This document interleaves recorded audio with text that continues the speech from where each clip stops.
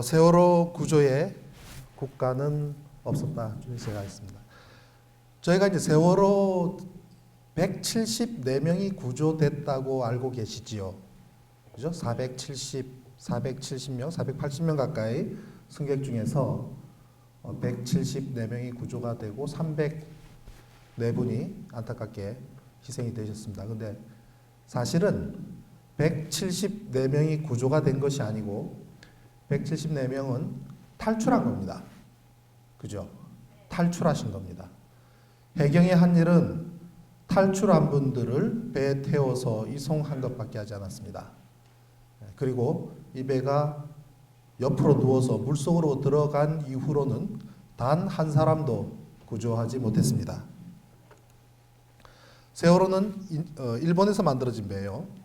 자, 선수 쪽에 보면은 선수의 램프가 있는데 램프를 없앴습니다. 램프라는 것은 저렇게 화물이 들고 날고 하는 곳을 램프라고 부르는데 선미 쪽에는 좌우 두 개가 있습니다. 오른쪽으로 배가 붙을 때는 오른쪽을 내리고 왼쪽에 배가 붙을 때는 왼쪽에 램프를 내려서 화물이 들고 날게 됩니다.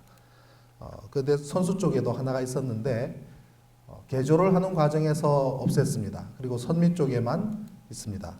근데 이 램프가 수밀이 잘 안 돼요. 원래 국제 규격에는 이러한 램프가 완벽하게 타이트가 되도록 그렇게 요구를 하고 있습니다만은 이 배인 경우에 특히 한국에 있는 이런 로로선들이 그런 국제 규격을 잘 지키지 않습니다. 그러다 보니 저쪽에도 이제 수밀이 잘 안 돼서 이 배가 왼쪽으로 기울었을 때 저 램프를 통해서 물이 안으로 스며들 그런 우려가 있습니다. 특히 이번의 경우 거의 45도 가까이 기울었을 때는 저 안으로 스며드는 물이 상당히 배를 또 전복시키는데 역할을 한 것으로 그렇게 보입니다. 세월호는 국내에서 가장 많은 승객을 태울 수 있는 921명을 태울 수 있는 최대 규모의 여객선입니다. 저 여객선이 부두에 닿을 때는 뒤쪽에 있는 이 터그보트라 그러는데요. 예인선입니다. 예인선이 배 뒤에서 붙고 앞쪽에는 예인을 하지 않습니다. 앞쪽에는 배 밑에 프로펠러가 달려있는 바우 스러스트라는 게 있어가지고 배를 붙였다 뗐다 할 수가 있습니다. 이 배는 일본에서 만들어져서 2010년도에 중고선 시장에 나옵니다.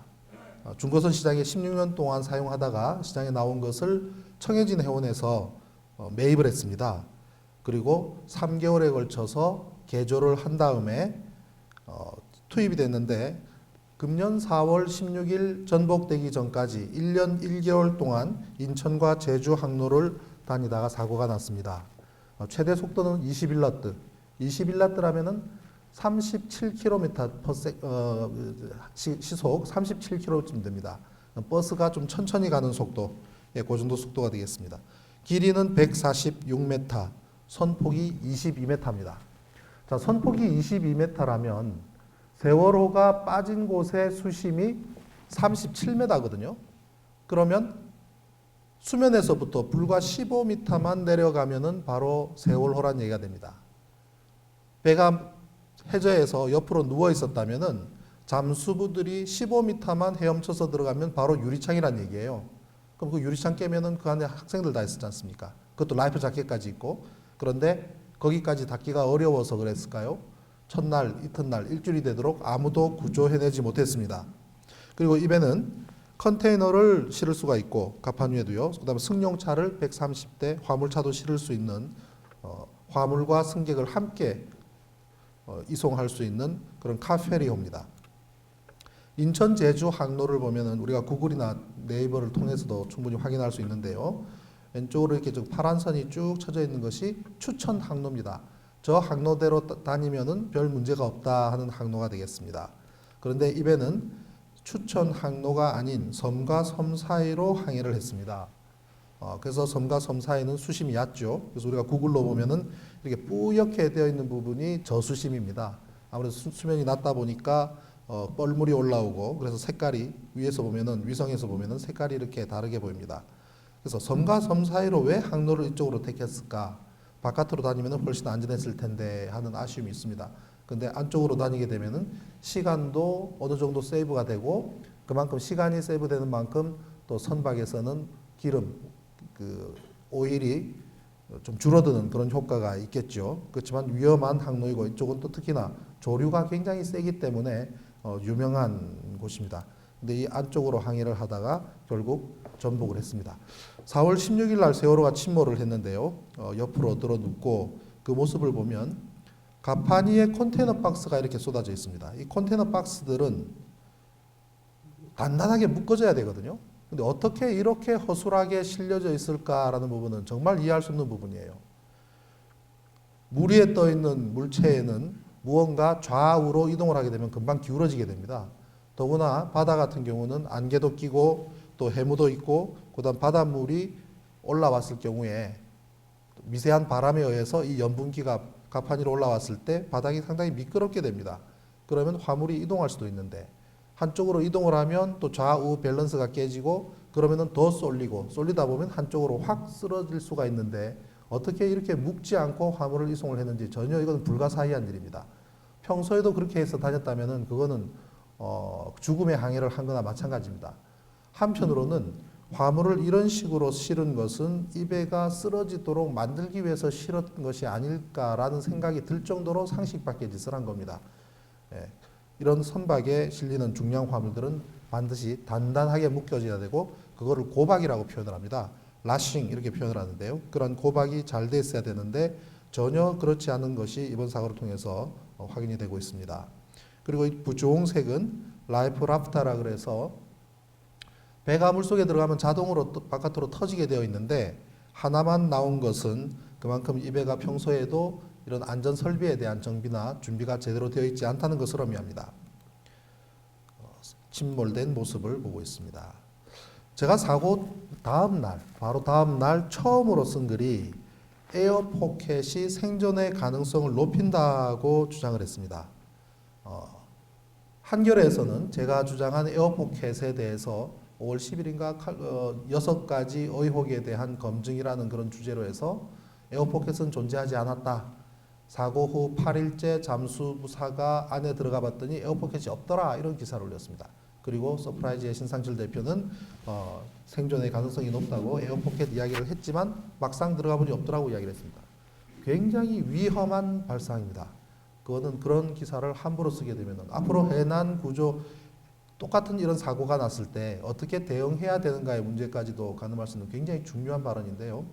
선박은 물속에 들어가면은 모든 공간에 물이 다 가득 차고 난 다음에 물에 들어가는 것이 아닙니다.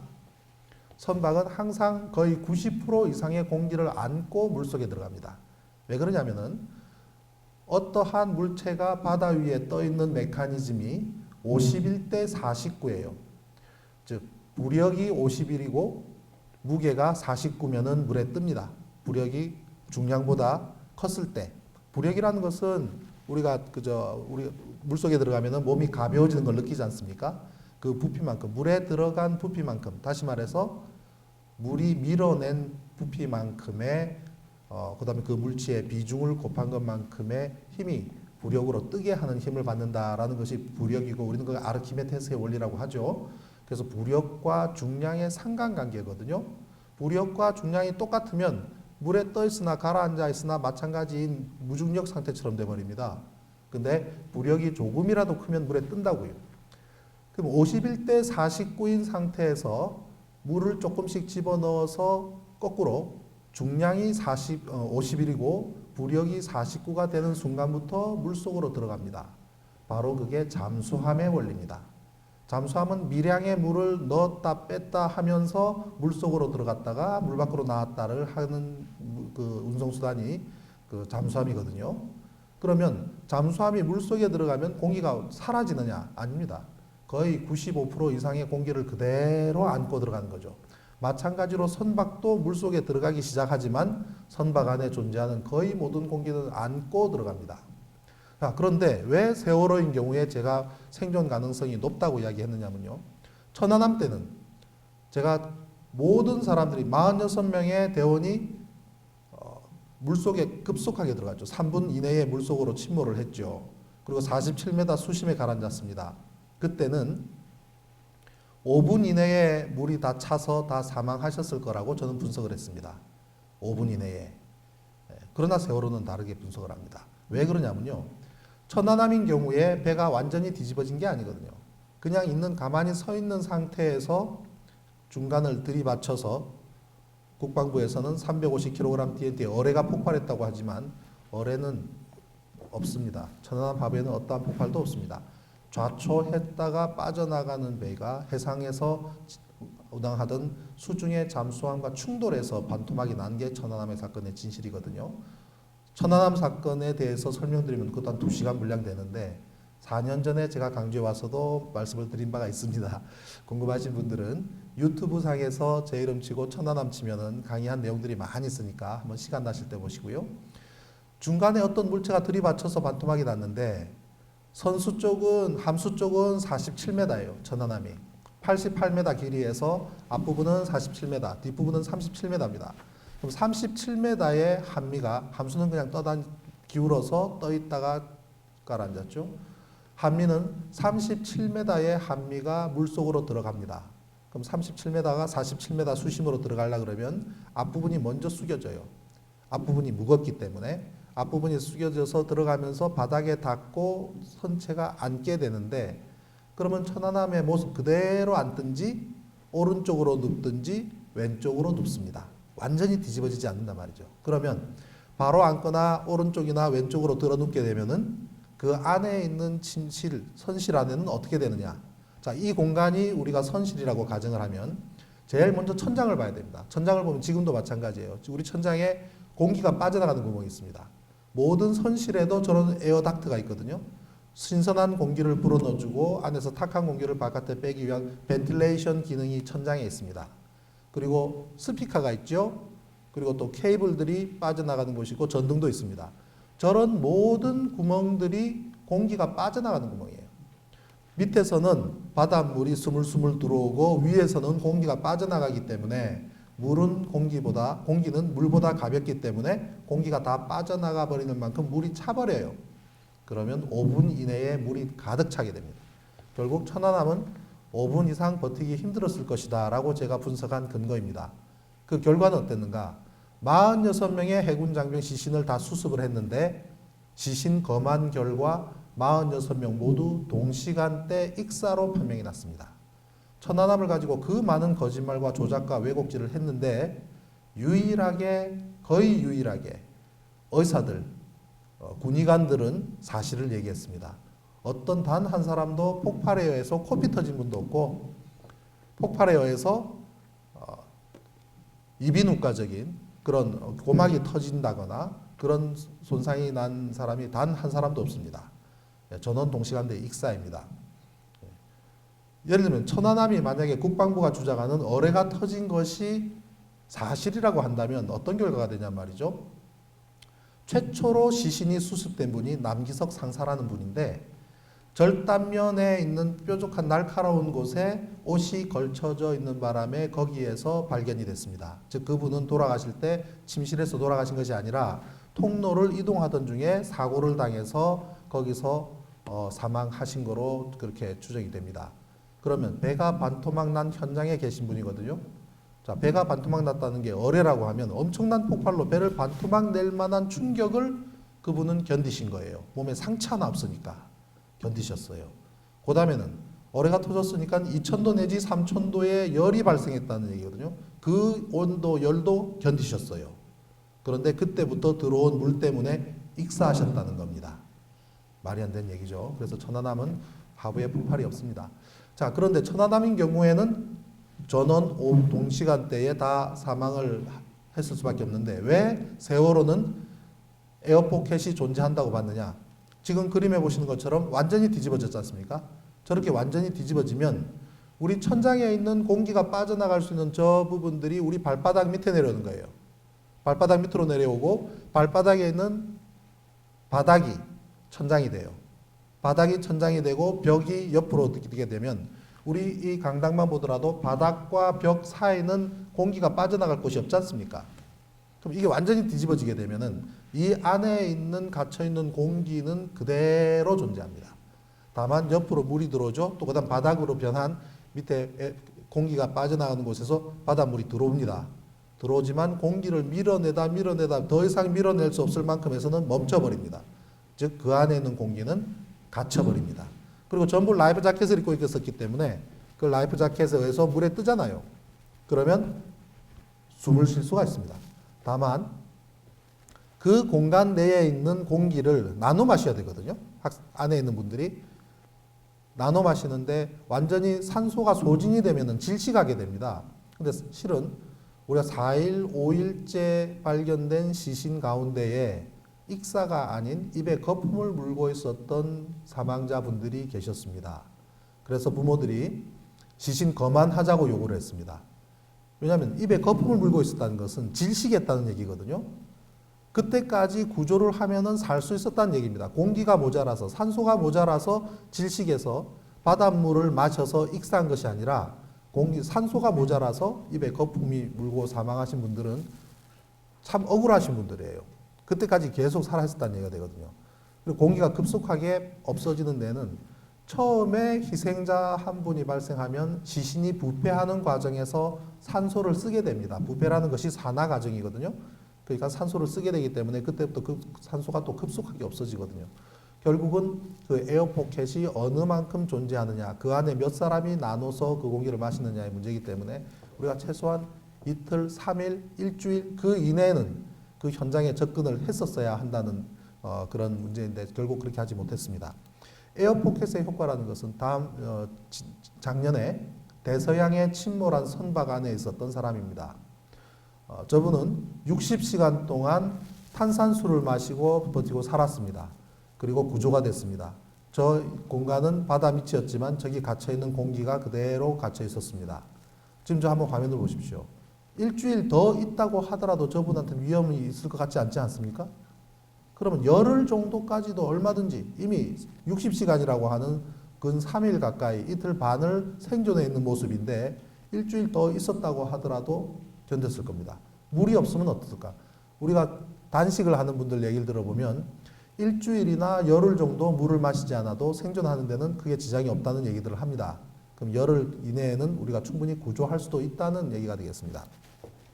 그리고 제가 사고 난 다음 날 이종인 알파 잠수 대표한테 도움을 청하라는 글을 썼습니다. 저 이종인 대표는 인하대학교 조선공학 출신으로 인양 업무만 30년을 하신 분이에요. 그 이란 이라크전에서 침몰한 군함들 인양도 했고 전 세계적으로 그리고 우리나라에서 중요한 해난 사고에 가서 인양 업무도 하고 구조 업무도 하고 실제로 바닷속에 빠진 사람을 구조하기도 했습니다. 그 분야의 최고의 베테랑입니다. 그리고 저분 해병대 출신이세요. 그래서 저분한테 도움을 청하라고 했을 때는 저분의 구조 군안에 대한 노하우, 만약에 저런 분을 이번 사고가 날 때 바로 그냥 대통령 직권으로 이 사람을 최고 책임자로 하고 명령을 하고 이 사람의 명령에 전 기관이 따르라고 했다 그러면 많은 사람을 구했을 겁니다. 저는 그렇게 생각합니다. 미국 같은 경우에 말이죠. 오사마 빈 라덴 그때 그 사살 작전 벌였을 때 그 행위의 정당성과 관계없이 그랬을 때 그 최고 리더가 완스타였습니다. 준장. 완스타한테 상석을 내줘요. 상석을. 그리고 오바마는 저쪽 뒤에 쪽에 앉아가지고 그 작전을 지켜봅니다. 그리고 그 별 하나 그분이 그 양반이 앉아서 지시하고 모든 작전을 하는 거를 다른 모든 참모들이 지켜만 보고 있습니다. 어떤 구조, 군안, 어떤 특수한 작전에 있어서는 리더 한 사람을 정하면 그 사람의 지휘 명령 계통에 다 따르도록 하게 되어 있는 겁니다. 이분 같은 경우에 그런 것을 맡겼으면 얼마나 많은 사람을 구조해냈을까 하는 아쉬움이 있습니다. 그리고 저분의 사무실 앞에 있는 것이 바로 다이빙 벨입니다. 다이빙 벨 논란이 시끄럽지 않습니까? 그죠? 근데 그걸 바로 사고 난 다음 날 제가 소개를 했습니다. 제가 바로 전화를 했어요. 이종인 대표한테 전화를 해서 그 저 앞마당에 있는 그 저 다이빙 벨 빨리 사진 좀 찍어서 나한테 핸드폰 보내주셔. 그래가지고 저걸 받아서 올린 사진입니다. 바로 저게. 저게 뭐냐면 우리 구조할 때마다 늘 하는 말이 그겁니다. 바람이 붑니다. 조류가 셉니다.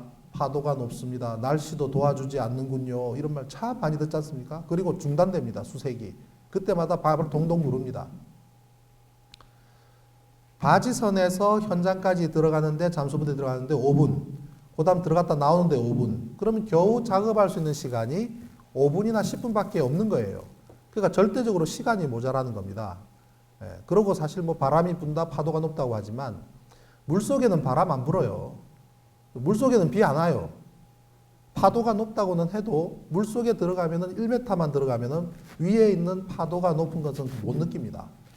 인도네시아에 쓰나미가 휩쓸고 지나갔을 때 다이빙을 하고 있던 사람은 자기 위에서 무슨 일이 있었는지 몰랐다는 얘기입니다.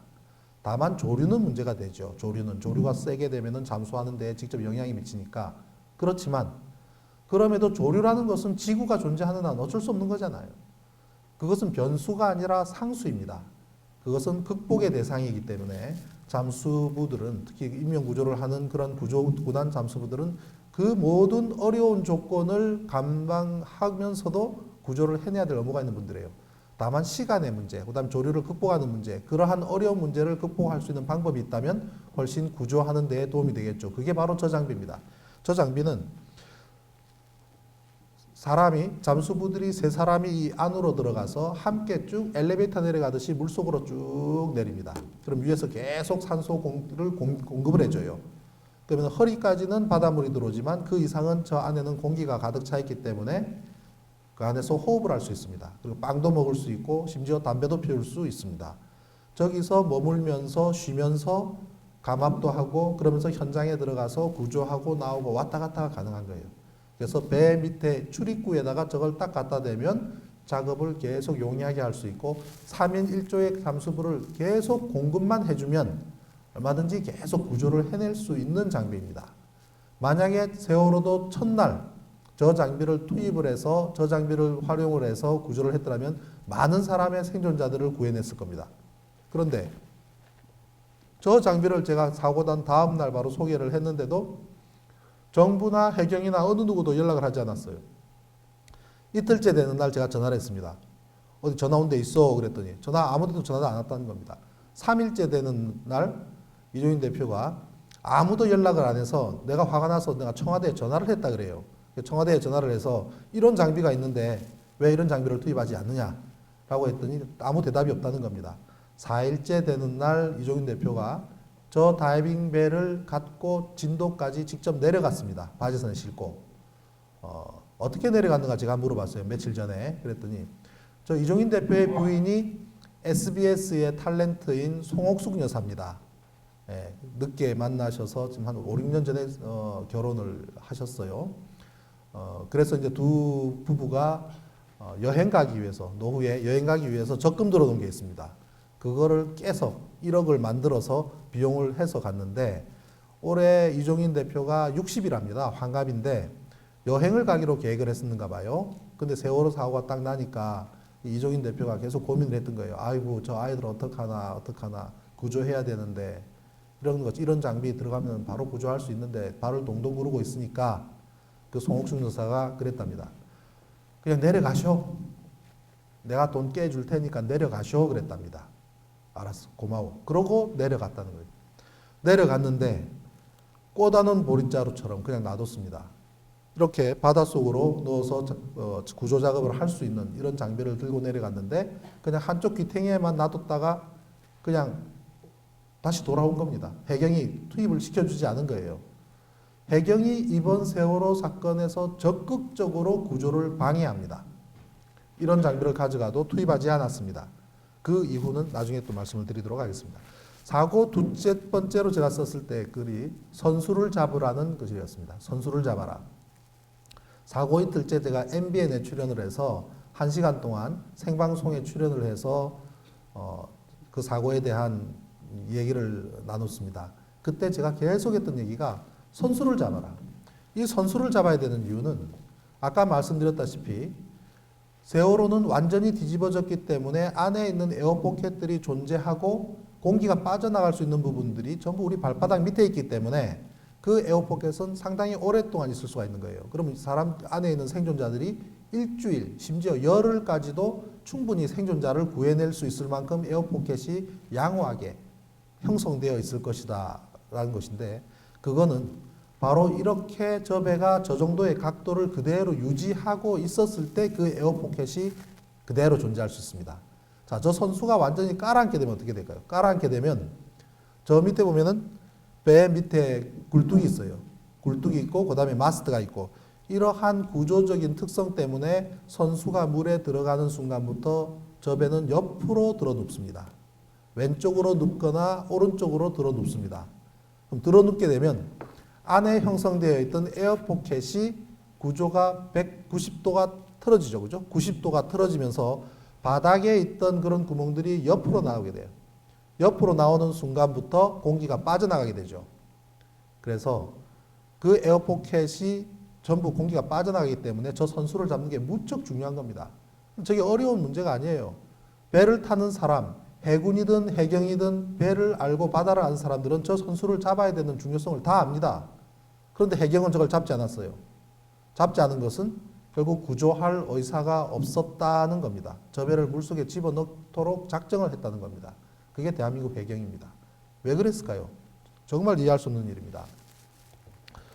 그리고 지금 저 상태를 위에서 보면은 저렇게 배가 떠 있는 것은 공기 때문에 떠 있는 거예요. 공기 때문에 떠 있고 그 한쪽 바닥은 뒤쪽 부분이 해저에 닿아 있기 때문에 그렇게 큰 힘이 들지 않습니다. 바다에 떠 있는 부분은 공기 때문에 떠 있는 것이고 그러면 이것을 좌우에 오른쪽에 있는 바지선, 저 바지선은 공기만 있는 겁니다. 저 바지선을 이 선수의 좌우에 갖다 대고 묶어놓기만 해도 선수가 그대로 유지할 수가 있습니다. 선수의 각도를 유지하는 게 그렇게 중요한 문제였거든요. 그런데 그렇게 하지 않았습니다. 그리고 묶기 위해서 용접을 할 필요도 없습니다. 이렇게 구멍이 뻥 뚫려 있죠. 이 구멍은 바우스러스트라 그래가지고 프로펠러가 돌아가는 그것이기 때문에 이 안으로 케이블을 넣어서 묶은 다음에 양쪽 바지선에다가 묶게 되면 이 그대로 유지할 수가 있습니다. 천안함 때도 함수가 16시간이나 떠 있었는데 16시간 동안 떠 있었다는 사실을 국민들한테 알리지 않았습니다. 함수와 한미가 일찍 가라앉았다고 거짓말합니다. 그리고 국방부에서 대변인이 또는 육군 작전처장이 함수, 한미 다 가라앉았고 현재 구조하기 위해서 배들이 올라오고 있다고 거짓말을 합니다. 그런데 함수는 16시간이나 떠 있었습니다. 이렇게 떠 있었습니다. 그리고 해경이 함수 옆을 지키면서 계속 돌고 있었습니다.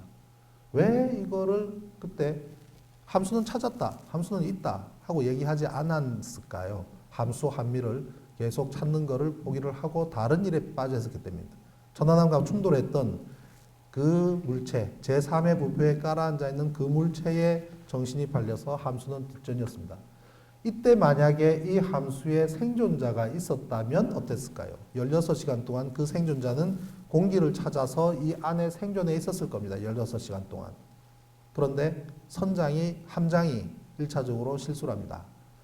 함장이 선수에서 구조가 되면서 하는 말이 더 이상 사람은 없다. 내가 마지막이다. 안에 수색해봤다고 이야기를 합니다. 그 뒤로 이 배를 찾지 않습니다. 그런데 사실은 이 배를 인양을 하고 보니까 희생자 한 명이 발견됐습니다. 그 사람은 굉장히 억울한 사람이에요. 16시간 동안 이 배에 갇혀서 공기를 찾아서 있었을 수도 있는데 찾지 않음으로 해서 사망했습니다. 그게 천안함 때도 그런 일이 있었습니다. 계속 지키고 있었습니다. 그런데 16시간 후에 이 배는 조용히 사라지고 해경도 조용히 사라집니다. 세월호에 사고가 난 곳에서 불과 1시간 거리에 목포항이 있거든요. 그 목포항에는 이렇게 굉장히 힘이 좋은 예인선들이 많이 있습니다.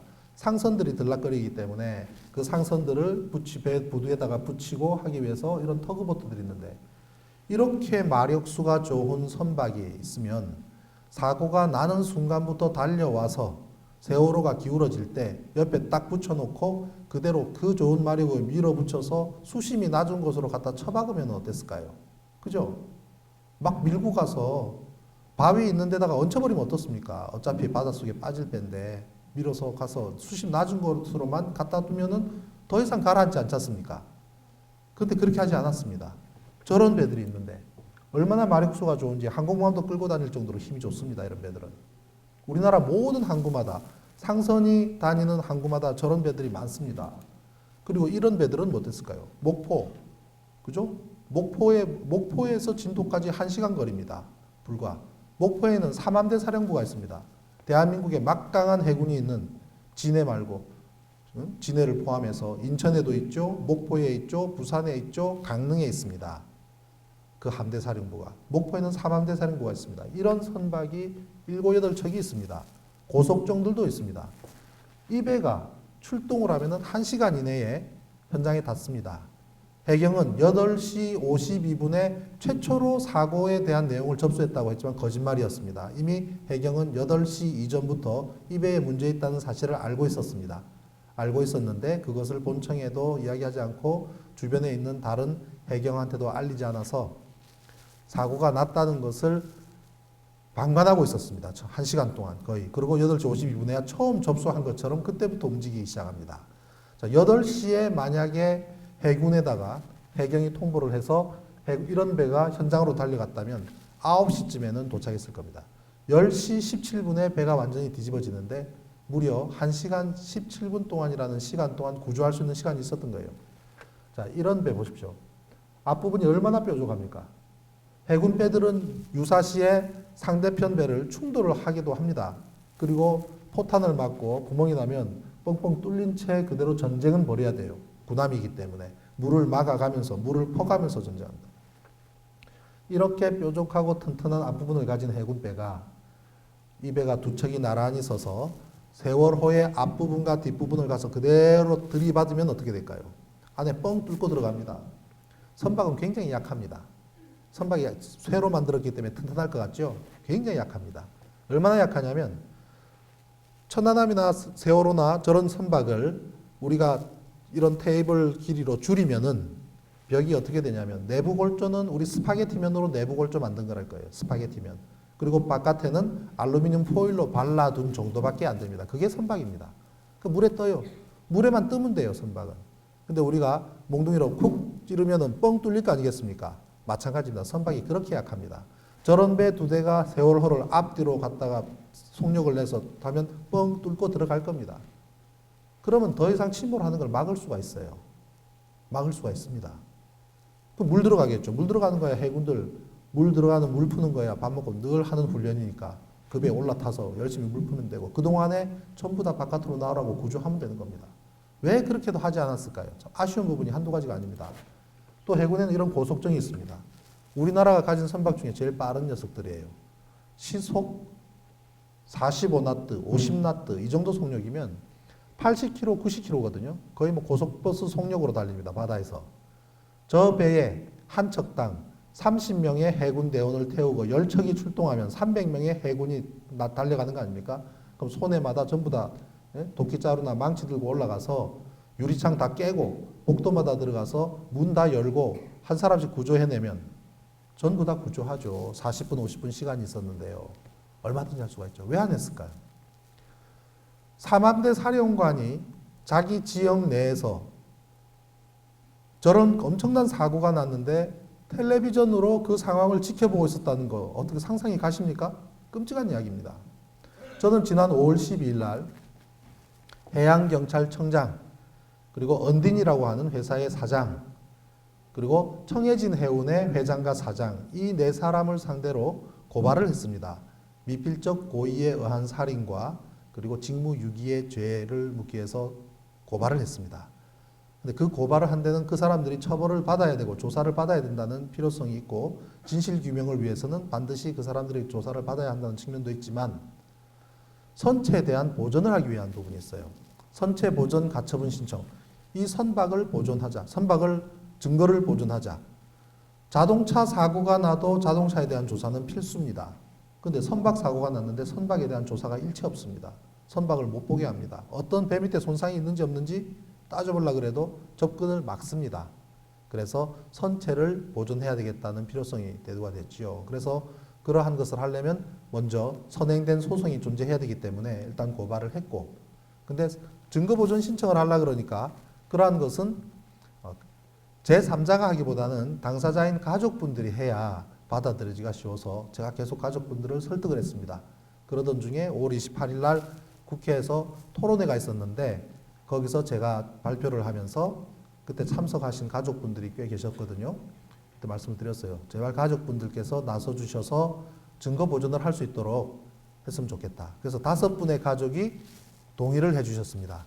그래서 그에 대한 진정서를 제출을 했고 바로 이 광주지검에 목포지청에서 현재 조사받고 있는 그 사건 담당 검사한테 증거를 보존하라는 그 내용이 전달이 됐습니다. 그런데 삼암대 사령관, 그때 제가 그 고소 고발을 하면서 삼암대 사령관에 대해서도 직무유기로 별도로 고발을 하려고 했어요. 삼암대 사령부가 자기 지역 내에서 있는 사고에 방에서 텔레비전만 보고 있다는 것은 도저히 용납할 수가 없기 때문에 삼암대 사령관도 직무를 유기했다 해서 고발하려고 했는데 하지 않았습니다. 왜 그러냐면 그것보다 더 큰 문제가 발생한 거예요. 해군 참모총장이 2번에 걸쳐서 통영함이라고 하는 배를, 구조 전문 배를 해군에서 만든 통영함을 투입하겠다고 결정을 해서 2번이나 명령을 했는데도 누군가 그걸 막습니다. 누군가 막아요. 또 한 번도 아니고 2번이나. 상당히 그 해군 참모총장은 소신이 있는 사람이에요. 그 출동하는 걸 막는다 그러면 적어도 상당히 힘이 있는 누군가 권력기관이 가지 마라 하고 막았을 텐데 또 명령을 내립니다. 출동하라. 통영함은 그 당시에 거제도에 있는 대우해양조선에서 완성이 된 상태예요. 시운전도 했고 바로 인수만 하면 되는 상태인데 아직까지도 조선소에서 해군으로 인수가 안 된 상태인 곧 투입해도 되는 배예요. 참모총장이 회의를 했겠죠. 자, 지금 배 투입해도 되느냐? 됩니다. 그럼 나가면 되느냐?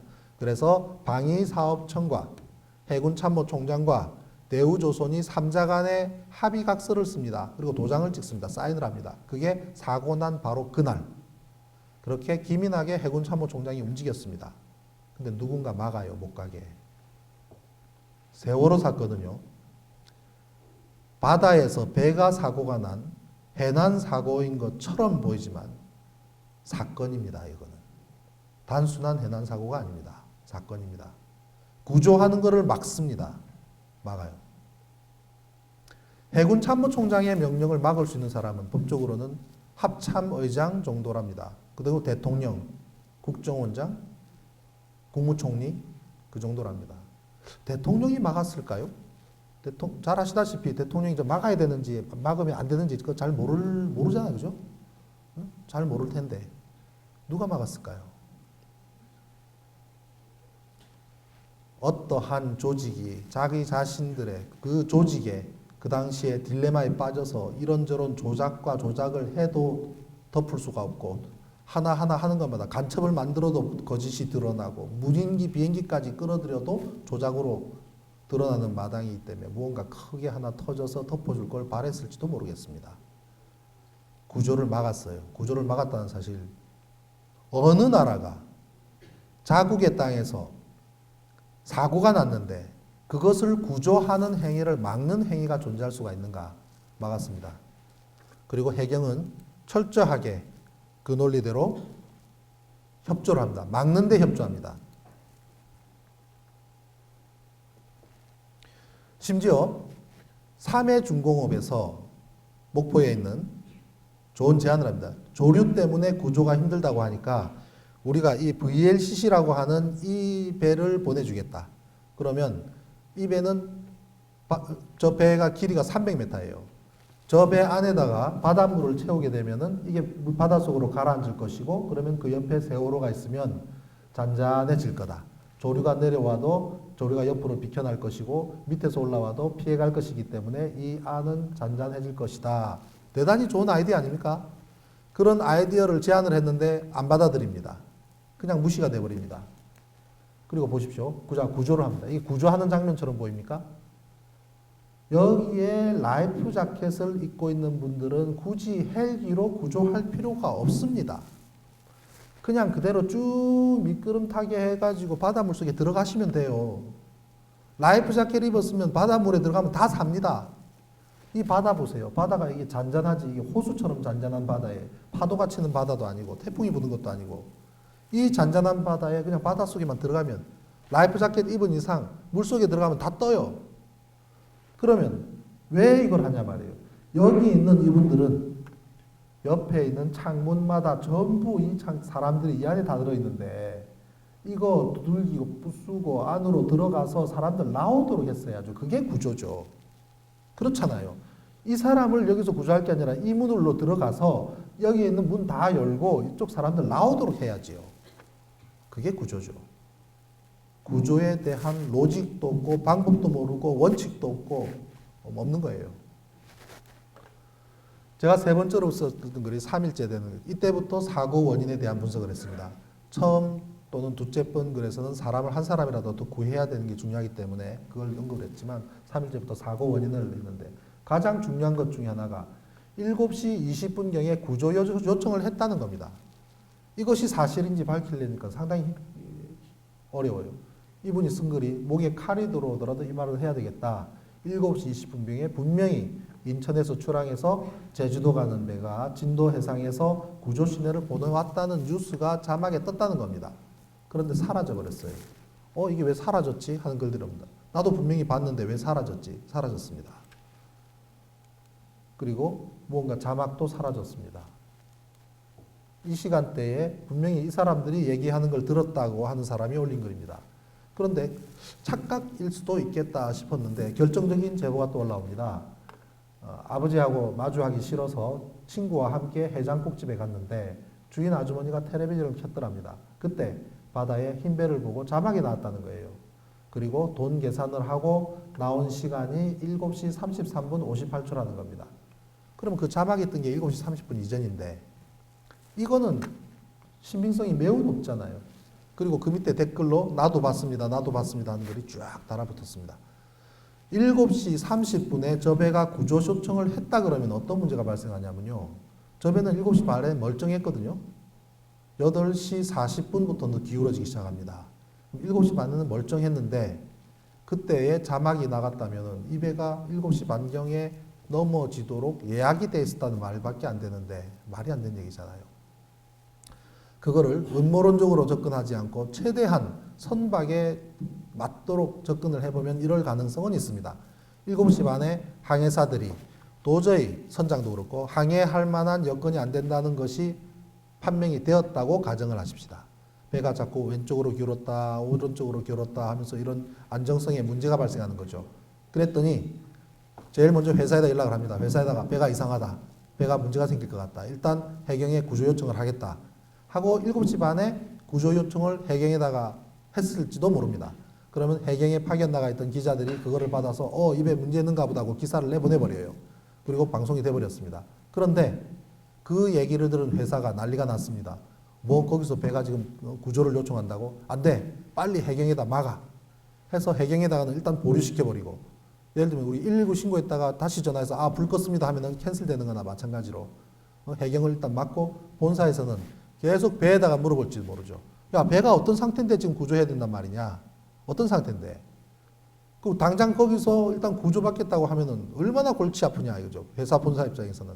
그 많은 승객들 다 내려서 진도로에서 목포로 이송하고 제주도 다 보내줘야 되잖아요. 돈 받은 거 다 물려줘야 되잖아요. 새로 표 끊어서 보내줘야 되잖아요. 그럼 하루 종일 걸려도 다 이송을 못 할 겁니다. 그리고 제주에는 하루 종일 관광할 스케줄이 다 깨지지 않습니까? 그럼 그것도 페널티가 날라오면 다 물어줘야 되죠. 화물은 더 심각하죠. 목포로 배가 들어가서 3,000톤 화물 다 푼 다음에 또 새롭게 전부 다 그 화물로 이송하려 그러면 예약되어 있지 않은 3,000톤의 화물을 제주까지 보내주려 그러면 일주일이 걸릴지 열흘이 걸릴지 모르죠.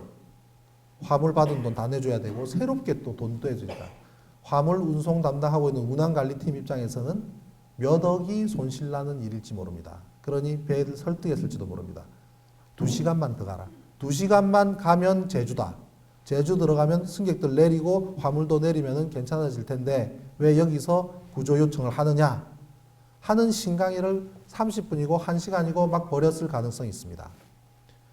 그런데 누가 이길까요 그러면? 그럼 보통 그럴 때 회사가 이깁니다. 배에는 선장이 어떤 사람입니까? 아르바이트 선장이었어요. 1등 항해사는 화물에 대한 담당은 1등 항해사인데 1등 항해사가 무슨 큰 힘이 있습니까? 그니 회사에서 가보라니까 간 거예요. 그런데 사고 지점에 이르러 배가 진짜 넘어가 버린 겁니다.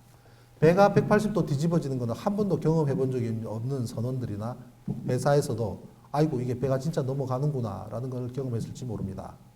그러면 그때부터는 운항관리팀들은 뒤로 빠져버립니다. 그때는 보험법률팀이 나서길 수가 있습니다. 이왕 사고가 나면 어떻게 됩니까? 보험이 어떻게 됐는지 따져보겠죠. 그 사람들은. 그게 자기들 임무니까. 차 사고가 나면 제일 먼저 보험 생각하는 거하고 마찬가지입니다. 그런데 보험을 적용받으려 그러면, 보험을 최대한 많이 적용받으려 그러면 나의 과실이 아니어야 되는 것이 기본이죠. 자동차 보험인 경우에 어떻습니까? 음주운전은 보험 안 되잖아요. 그죠? 음주운전 해가지고 딱 걸리면은, 음주 체크한다 그러면 좀 더 멀리 가가지고 세워놓고 술 안 먹은 친구한테 운전대 바꾸고 싶은 충동에 빠지지 않습니까? 중앙선 침범 보험 안 되잖아요. 그죠? 건널목 보험 안 되잖아요. 마찬가지로 선박에서는 처음부터 짐을 무리하게 많이 실었거나 발라스트에 실패했거나 이러한 운항적인 측면 이전에 이 선박 회사와 이 운송하는 측면에서의 고질적인 잘못이 있는 것이 드러나면 보험에 대한 문제가 심각해지기 때문에 단순한 사고로 만들고 싶은 생각이 있었을 수가 있습니다. 그러면 그 보험팀은 배에다가 그럽니다. 자, 지금 운항하다가 사고가 난 거다. 그렇게 이야기를 해야 된다라고 지침을 내리고, 안에 있는 승객들은 구조가 올 때까지, 구조선이 올 때까지 전부 방에 있도록 하라는 명령을 내렸을 가능성이 있습니다. 왜냐하면 그 많은 학생들이 라이프 자켓을 입고 갑판 위에 올라가면, 원래 라이프 자켓을 입으면 다 물 옆으로 가야 돼요. 라이프 자켓을 입었는데 그 자리로 있으라는 것은 비행기밖에 없습니다. 비행기는 돌아다녀봐야 도움이 안 되니까 그 자리에 있으라 그러죠. 근데 선박은 라이프 자켓을 입었다면 물 옆으로 가야 돼요. 구조대 옆으로 가야 돼요. 그런데 안에 있으라고 한 것은 학생들이 라이프 자켓을 입고 온 갑판을 돌아다니면 가만히 있습니까? 전화를 하죠. 그죠? 전화를 해서 엄마 나 지금 라이프 자켓 입고 갑판 위에 있어. 왜 그러냐? 배가 사고가 났는가 봐. 그러면 학부모들 가만 안 있죠. 경찰에 전화하고 119 전화하고 방송사, 언론사 전화하고 그러죠. 그러면은 청해진 회원 입장에서는 굉장히 골치 아프다고 생각할 수가 있겠죠. 그러니 마치 아무 일도 없는 듯 곧 구조될 것처럼 방에 계속 있도록 하라고 지시를 내렸을 가능성이 있습니다. 만약에 그렇지 않다 그러면 사람 죽이려고 한 거기 때문에 그건 악마잖아요. 우리가 최소한 그 정도는 아니라고 보기 때문에 그럴 가능성을 얘기를 합니다. 그리고 해경은 구조한 다음에 제일 먼저 선장을 데리고 어디론가 가요. 해경 간부 집에서 재웁니다. 선장을. 하룻밤 재웁니다. 선장이 잘 데가 없어서 가서 재웠을까요? 아닙니다. 자, 사고는 당신이 운항하다가 갑자기 한 방에 사고가 난 거다. 그렇게 하자. 그래야 너희 회사도 편하고 당신도 죄가 가볍고 그때까지 아무런 여치를 하지 않은 해경도 면피를 할 수 있다는 지점에서 서로 합의를 본 겁니다. 어저께 재판에서 3등 항해사의 변호사가 중대한 발언을 했습니다. 무언가 배가 올라와서 피하려다가 전복했다고 얘기를 했습니다. 그런데 피하기 위해서 배를 튼다고 해서 선박이 쉽게 전복하지 않습니다. 그래서 그 증언은 굉장히 신빙성이 떨어진 얘기입니다. 만약에 회전을 하다가 배가 넘어졌다면 배가 넘어지도록 만들었기 때문입니다. 화물을 엄청나게 많이 싣고 실어 감당하기 힘들 만큼 짐을 싣고 그리고 배 밑바닥에서 발라스트 물을 빼버리면 배는 안정성을 잃어버리거든요. 그럼 넘어질 수밖에 없습니다. 8시 이전부터 해상에 서 있었다는 증언이 나왔습니다. 그러면 왜 해상에 서 있었을까? 근데 배를 타고 있는 사람들은 해상에 서 있는지 잘 모릅니다. 왜냐하면 망망대해가 바깥에는 그냥 수평선만 보이고 그 시간에는 아침밥을 먹어야 되고 세수해야 되고 할 시간이기 때문에 잘 모르지만 이 배를 보면은 2시간 반 늦게 출항을 했는데 정상적인 경우에 아침 8시에 제주도 도착을 하기 때문에 2시간 반 늦게 출항했으면 10시 반에 도착을 해야 됩니다. 그런데 그날 아침에 제주에는 12시에 도착한다고 선내 방송을 하고 화주들한테 문자를 보냅니다. 그래서 1시간 반의 공백이 생긴다는 것이 확인이 됩니다. 즉, 이 배는 어디선가 1시간 또는 1시간 반 정도 머무른 적이 있다는 것이 입증이 됩니다. 그리고 해경은 8시 52분에 최초로 사고 접수를 받았다고 거짓말을 하면서 자기들 내부 공문에는 8시경에 사고 난 것으로 기록을 하고 있습니다. 그리고 해수부와 안행부에도 이러한 공문을 보내고 있습니다. 그리고 진도의 상황실에는 8시 25분으로 작성을 하고 있습니다. 그리고 단원고등학교의 칠판에 제주 해경이 8시 10분경에 배하고 연락이 되지 않는다고 전화를 합니다. 제주 해경이 배하고 연락이 안 되면 청해진 해운에 전화를 하면 되지 왜 승객인 단원고등학교에다 전화를 해서 저걸 물어봅니까? 그렇죠? 그래서 이미 8시 10분에는 이 배가 문제가 있었다는 사실이 칠판으로도 나와 있습니다. 이 교감 선생님은 그 내용을 쭉 보고를 하다가 결국 이분은 사시는데요. 목숨을 스스로 끊었습니다. 상당히 힘드셨겠죠. 안에 계속 있으라는 학생들은 착하잖아요. 그러니까 선생님 말만 믿습니다. 선생님이 안에 있으라 그러니까 믿고 선생님들은 교감 선생님 말을 들었겠죠. 교감 선생님은 선박의 직원의 말을 들었겠죠.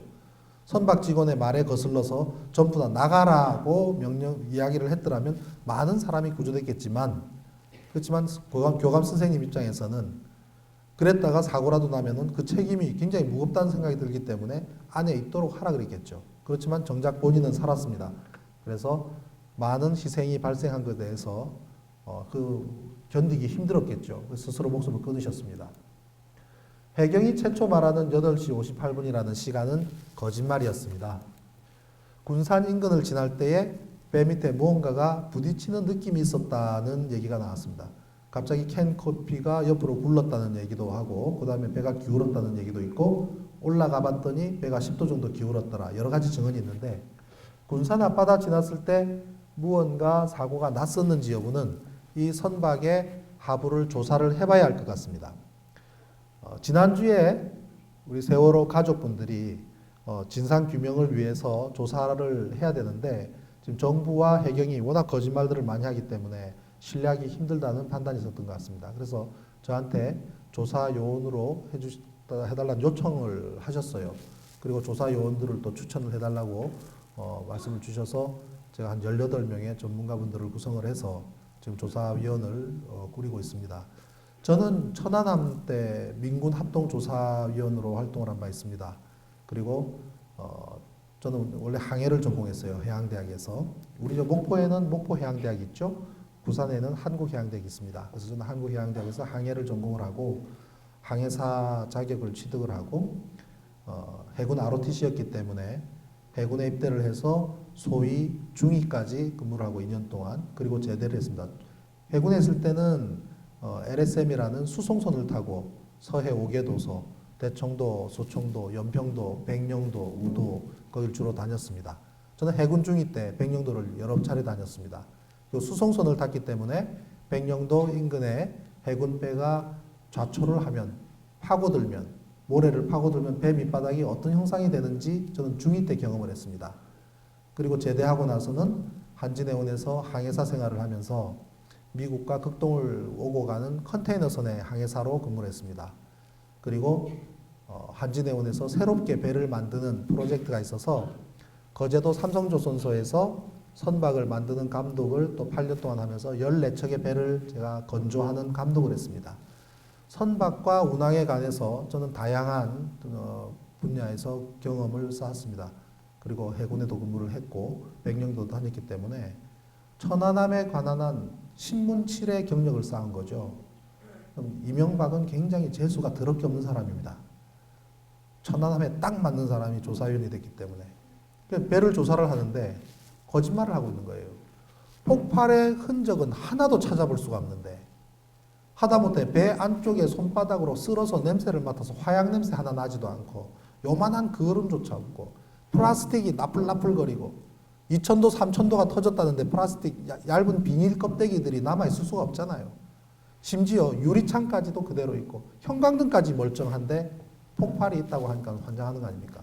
대신에 배 밑바닥에 긁혀있는 자초 자국은 남아있고 충돌할 때 생긴 자국도 남아있고 어떤 녀석이 들어받았는지 그 색깔까지도 남아있는데 폭발이라고 하니까 말이 안 되는 거죠. 그래서 제가 조사 결과 폭발은 존재하지 않는다. 이 배는 좌초를 했고 그리고 충돌을 한 것이다 라는 결론을 내리고 그랬더니 국방부에서 난리가 났습니다. 폭발이다. 폭발로 해야 된다. 함께 조사위원으로 참여했던 많은 과학자들이 국방부 말에 그냥 고개를 숙여버렸습니다. 그 과학자들이 과학의 양심을 저버리고 자신의 전공 모든 것을 저버리고 그냥 폭발로 인정해버렸습니다. 금속공학 하는 분들도 그렇고 조선공학, 해양공학 하던 분들이 자신의 전공으로서는 도저히 납득할 수 없는 결과를 그냥 받아들여 버렸습니다. 그래서 저는 그때 좀 고민을 했어요. 전부 다 그 길로 가니까 국방부는 그렇게 해야 된다고 하고 하니까. 근데 만약에 그때 제가 그 사람들 말대로 동의를 했더라면 그 뒤로 생활이 좀 편했을지는 모르겠습니다만은 그랬다가는 죽을 때까지 고통을 당하면서 스스로 괴롭힘을 당할 것 같더라고요. 이 중요한 사건에 그 실체를 들여다볼 수 있는 위치에 가 있는데 거기에서 거짓과 조작을 동의를 한다는 것은 역사의 죄를 짓는, 어떤 분들은 그래요. 제가 천안함 때부터 조사를 하고 지금도 그렇고 그렇게 이야기를 하는 것이 굉장히 용기 있다고 이야기를 하시지만 저는 사실 겁이 많아서 그렇습니다. 굉장히 겁이 많습니다. 용기 있는 사람은 그 사람들이에요. 어떻게 나중에 진실이 드러나면 어떻게 감당하려고 그런 거짓말을 함부로 합니까? 배짱이 있는 거예요. 난 역사의 죄를 짓는 그건 도저히 감당할 수가 없겠더라고요. 그건 저대로서 끝나는 게 아니잖아요. 우리 자식들한테까지도 불명예를 그대로 안겨지는 거지 않습니까? 천안함이 이제 3년, 4년 지났습니다. 이미 슬슬 실토가 나오기 시작합니다. 진실이 하나씩 하나씩 밝혀지기 시작할 겁니다. 머지않았습니다. 그게 천안함 사건은 세월하고 쌍둥이입니다. 세월호 사건의 진실이 밝혀지면 천안함 사건의 진실도 밝혀집니다. 역도 마찬가지입니다. 이미 세월호는 사건의 범위를 넘어서고 있습니다. 암초 충돌의 가능성이 제기됐습니다. JTBC에서 배 밑바닥을 보면서 이것이 암초 출동 가능성이다라고 하는데 저는 확인하지는 못하겠습니다. 가서 만져봐야 알겠습니다. 만져봐야 알겠고 그때까지는 이런 가능성이 있으니 자 이렇게 암초 출동 가능성이 있다고 언론에서도 보도를 하고 있으니 선체를 보존해라 하고 요구를 하는데 지금 머물고 있습니다. 저것이 과연 암초 충돌의 자국인지는 나중에 조사할 때 손으로 만져보고 눈으로 봐야 알겠습니다. 그러한 암초 충돌의 가능성 여전히 존재합니다. 그리고 안개 때문에 암초에 부딪힌 것 같다라는 것도 마찬가지로 가능성 중에 하나로 열어둘 필요가 있고 또는 다른 선박과 충돌한 듯하다는 어민들의 증언이 있다는 것도 참고로 여러 가지 가능성 중에 하나로 열어둬야 될 것입니다. 미디어 오늘에서 보도한 통영함 구조 합의각서에는 세월호를 좌초 선박으로 표기합니다. 해군 참모총장이 사인한 서류에 좌초 선박으로 표기되어 있다면 이 배가 어디선가 좌초했다는 것을 충분히 암시합니다. 그렇다면 그 좌초라는 것은 선박이 육상 구조물, 육지, 땅, 암초 이런 것과 접촉한 거기 때문에 그럴 가능성이 있는지 살펴봐야 될 것이고요. 그리고 해군 참모총장이 방위사업청과 대우조선해양과 이렇게 각각 사인한 것은 4월 16일인데 이것을 캔슬하고 출동하지 못하도록 막은 그 집단이 누구냐, 어떤 손이 작용을 해서 그걸 막았느냐, 그것을 밝히는 것이 세월호의 진실입니다. 지금 보면은 선장, 기관장, 항해사들 법정에 세워가지고 재판하고 그다음에 유병헌 잡아라 그러고 반상회까지 하는 거, 그거는 이 사건의 한 일부분이지 이 사건 전체의 실체가 아닙니다. 이러한 사고는 언제든지 날 수 있습니다. 그런데 구조하는 것을 막고 구조하지 않도록 했던 메커니즘이 왜 존재하며 왜 그렇게 가는지를 밝히는 것이 우리 세월호 사건의 핵심입니다. 해경은 천안함 때는 상당히 진실을 보도를 했어요. 그 당시에 상황 보고서도 좌초라고 썼고 그다음에 오락가락하는 해군의 발표가 답답했던지 자청을 해서 기자회견까지 해서 9시 15분이다 시간은, 해군은 9시 22분이라고 하지만 해경은 9시 15분에 인지했다. 그리고 이미 좌초된 것 같다라고 했다. 그래서 501함을 현장으로 보냈다고 자청해서 기자회견을 했는데 그 다음날 국방부에서 이거는 사실이 아니다. 그러고 이분을 지방으로 전출 보내버립니다. 예. 그리고 이분은 작년에 한번 법정에 증인으로 출석을 했는데 이미 현역에서 퇴직을 하셨더라고요. 천안함과 관련해서 사실을 얘기하거나 사실을 보도하거나 사실을 취재하거나 했던 모든 사람들, 기자들, PD들 전부 징계받습니다. 그리고 지역으로 한직으로 내려갑니다. 지방으로 전출됩니다. 예외 없이 그랬습니다. 어저께 판결에나 중량이나 오늘인가 보죠. KBS 추정 60분 당시에 프로그램 보도한 것 가지고 방송통신위에서 징계를 내립니다. 그리고 그것을 다시 보기도 못하도록 막아버립니다. 그게 3년 동안 재판을 해서 재판부에서 그거는 이유 없다. 그것을 막는 것은 잘못된 것이다. 라고 해서 다시 보기가 가능해졌습니다. 그리고 그 당시에 강윤기 PD와 시민섭 기자는 명예가 어느 정도 회복이 됐습니다. 그 당시에 최대한 진실을 파헤치기 위해서 보도한 것도 전부 입막염을 하고 다시 보기 못 보게 하고 기자들을 징계를 하고 그랬습니다. 해경에서는 그럽니다. 우리는 9시 15분으로 알고 있거든요. 그런데 국방부가 아니라고 하니까 라고 이야기를 합니다. 우회전 급히 돌아서 세월호가 침몰했다고 이야기를 하지만 급선회를 한다고 해서 선박은 잘 기울어지지 않습니다. 선박은 버스가 아니거든요. 버스가 과속으로 달리다가 갑자기 핸들을 틀면 전복된다고 생각하는 일반적인 상식에 빗대어서 거짓말을 하는 겁니다. 특히나 모타보트가 달리다가 하면 전복될지 몰라도 큰 배들은 오른쪽으로 급선회를 하게 되면 어떻게 되는가? 유튜브에서 하이스피드 턴 요 단어를 입력을 하면 명령을 내립니다. 오른쪽으로 급하게 틀어라 하면 그때부터 피스톤이 쭉 빠져나오면서 타가 뒤에서 방향타가 움직여요. 그 방향타를 물살이 치면서 배 꼬리가 움직이거든요. 오른쪽으로 틀면 배 꼬리가 왼쪽으로 빠지는 구조로 해서 서서히 돌아갑니다. 선박은. 그러면 갑판 위에서는 이 정도 기울고 거기서 사진 찍고 놀고 있죠. 이 정도 기울어집니다. 그리고 뒤에서 따라가면서 찍으면 이 정도 기울어지는 정도로 선회를 합니다. 유튜브에서 보면 동영상으로 확인할 수 있는데 급선회를 해도 선박은 저 정도밖에 안 됩니다. 그런데 왜 넘어지냐고요? 넘어질 일 없습니다. 만약에 넘어졌다면 넘어지도록 만든 겁니다. 화물을 많이 싣고 밑에서 빼면은 방법 없죠. 조그만한 나룻배에 어른들이 10명이 타서 전부 앉지도 않고 서서 흔들면 배가 넘어지지 별 수 있습니까? 그죠? 그래서 안전하게 하려면 어떻게 합니까? 최대한 납작하게 엎드리거나 배 밑바닥에 딱 엎드리거나 앉으면 배가 안정해야 되죠. 무게중심이 낮아지면 됩니다. 그래서 무게중심을 높여버리면 잘 쓰러지죠. 그래서 세월호가 어느 지점에 이르러서 갑자기 틀어서 넘어졌다면 넘어지도록 컨디션을 만든 다음에 갑자기 틀어서 옆으로 기울게 만들었다는 결론밖에 안 됩니다. 그러면 갑판 위에 아까 화물이 있었잖아요. 상식밖에 묵지도 않았잖아요. 그 화물이 갑판 위에서 쏟아져 내리면서 배를 넘어뜨리게 돼버리는 거죠. 배를 넘어지게 만들었을까요? 화물을 제대로 묶지 않았다. 이것도 제가 3일째 제대로 묶지 않았을 것이다 라고 해서 쓴 글입니다. 실제로 화물들은 이런 식으로 묶어야 됩니다. 컨테이너들은. 단단하게 묶어줘야 되는데 이렇게 묶지 않았다는 거죠. 이런 것이 전부 다 화물을 묶는 설비입니다. 샘플인데요. 그렇게 잘 묶어도 이런 사고가 왕왕 납니다. 이거는 다른 배의 사진인데 얼마나 잘 묶었겠습니까? 그런데도 이렇게 쓰러집니다. 그런데 전혀 묶지도 않고 싣고 다녔다고 하면은 그거는 자살행위나 마찬가지입니다. 선박의 안정성 문제, 그래비티 모멘트라고 하는데요. 조선공학적인 측면에서 석분을 하는 건데 중량과 부력의 관계. 4년 전에 천안함 때는 조선공학 기본에 대해서 공부를 하셨잖아요. 그죠? 전부 다. 그죠? 이명박 정권 들어서 전부 전문가 과정을 다들 겪으시잖아요. 그죠? 제일 처음에 공부하신 게 수의학 공부하셨죠. 그죠? 광우병. 전 국민이 광우병으로 수의학 공부하셨습니다. 그죠?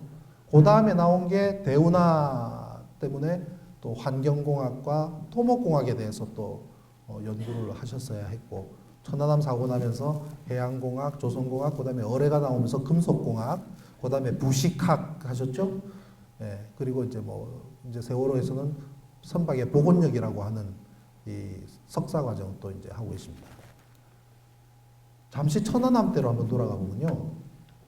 다른 곳에서 숨졌다는 제3의 부표 위치에서 함수도 아니고 한미도 아닌 곳에 웬 부표가 있는데 그 밑에 60m짜리 시커먼 물체가 있더라고 하는 것이 KBS의 황현택, 최영윤, 이병도 이 세 명의 훌륭한 기자가 취재를 해서 선수도 함수도 아니고 한미도 아닌 곳에 웬 물체가 깔아앉아 있다는 걸 취재했습니다. 그리고 취재한 다음 날부터 전부 징계 맞고 저기 한직으로 쫓겨났습니다. 바로 그 다음 날 정정보도나고 사라져 버리는데요. 그 지점에 깔아앉은 물체는 천안함하고 충돌한 물체란 말이에요. 길이가 60m입니다. 천안함은 88m입니다. 반토막 나서 함수는 47m, 한미는 37m인데 60m짜리가 이 밑에 깔아앉아 있던 거예요. 그 녀석이 뭐냐 했더니 잠수함이더란 말입니다. 자, 김태형 국방부 장관이 국회에서 국회의원들의 질의응답을 하는데 누군가가 메모지를 갖다 줍니다. 갖다 주면서 장관님, VIP께서 뭐라고 쭉 이렇게 적어줍니다. 적어주는데 이 안에 뭔가를 지웠는데 잠수함이라는 글자가 이 안에서 나옵니다. 잠수함가 뭐 이렇게 나옵니다. 그래서 그거를 지운 거를 확대를 해서 제가 이 사진을 노컷뉴스에서 사느라고 거금 20만 원에 부가세 별도 2만 원까지 해서 22만 원 주고 샀거든요. 이거를 좀 그냥 좀 주면 어때서 그죠? 진실 규명하는 건데 근데 꼭 돈 달라 그래서 22만 원 썼습니다. 그래서 이거를 이거는 노컷뉴스 기사가 망원렌즈로 당겨가지고 잡은 거거든요. 망원렌즈로 쫙 당겨서 잡았습니다. 그래서 뒤에서 찍은 겁니다. 이 VIP가 누굽니까? 이명박이죠. 이 VIP께서 지시사항입니다. 그럼 장관은 VIP의 명령대로 해야 될 거 아니에요. 그런데 그렇게 했는지 한번 보십시다. 장관님, VIP께서 지금부터는 언어 영역입니다. 언어 영역. 네. 장관님, VIP께서 외교안보 수석의 통해 답변이 어뢰로 기우든 것 같은 감을 느꼈다 하면서 기자들도 그런 식으로 쓰고 있다는 거예요. 이를 여당 의원 질문 형식으로든 아니든 직접 하시든 안 보이는 두 척과 이번 사태의 연관성 문제에 대하여 지금까지 기존 입장인 잠수함과 침몰 총계함을 건져봐야 알 수 있다고 지금으로서는 다양한 가능성 조사하고 있고 어느 쪽도 치우치지 않는다 말씀해 주시고 자 이명박 대통령은 이것이 어뢰로 가는 것에 대해서 어떤 생각이었을까요? 마땅치 않았던 겁니다. 처음부터 어뢰 쪽으로 주장한 것은 김태형입니다. 그런데 VIP는 마땅치 않은 거예요. 기자도 그렇게 쓰는데 왜 자꾸 어뢰로 가냐라고 이야기합니다. 두 번째, 물속에 가라앉은 것은 몇 척일까요? 안 보이는 두 척. 잠수함과 침몰 초기함. 두 척이 가라앉았습니다. 천안함 하나 가라앉은 거 아닙니다. 그리고 지금까지의 기존 입장인 청와대는 국민들도 두 척이 가라앉아 있는 거로 알고 있는 것으로 착각합니다. 김태형은 국민들한테는 계속 어뢰 쪽으로 계속 몰고 가고 초기함 하나만 가라앉은 거로 얘기를 하면서 정작 청와대에는 두 척에 대해서 다 보고를 한 겁니다. 자, 그럼 이 메모지를 누군가가 국회에서 질의응답하고 있는 장관 손에 쥐어줬다면 저대로 해야 될 거 아니에요. VIP 명령인데 저대로 하지 않습니다. 저거를 그대로 적어서 안주머니 집어넣고 하지 않습니다. 그리고 자기 마음대로 합니다. 그러다가 한 달이 지난 다음에 결국은 청와대가 김태형 국방장관의 설득을 당합니다. 그리고 5월 24일 날 이명박은 전쟁기념관 앞에서 비장한 표정으로 북한을 맹비난하면서 오이사 조치를 하죠. 그리고 북한의 어뢰 한 방으로 한 걸로 귀결이 됩니다. 천안함 사건의 조작의 핵심이 김태형입니다.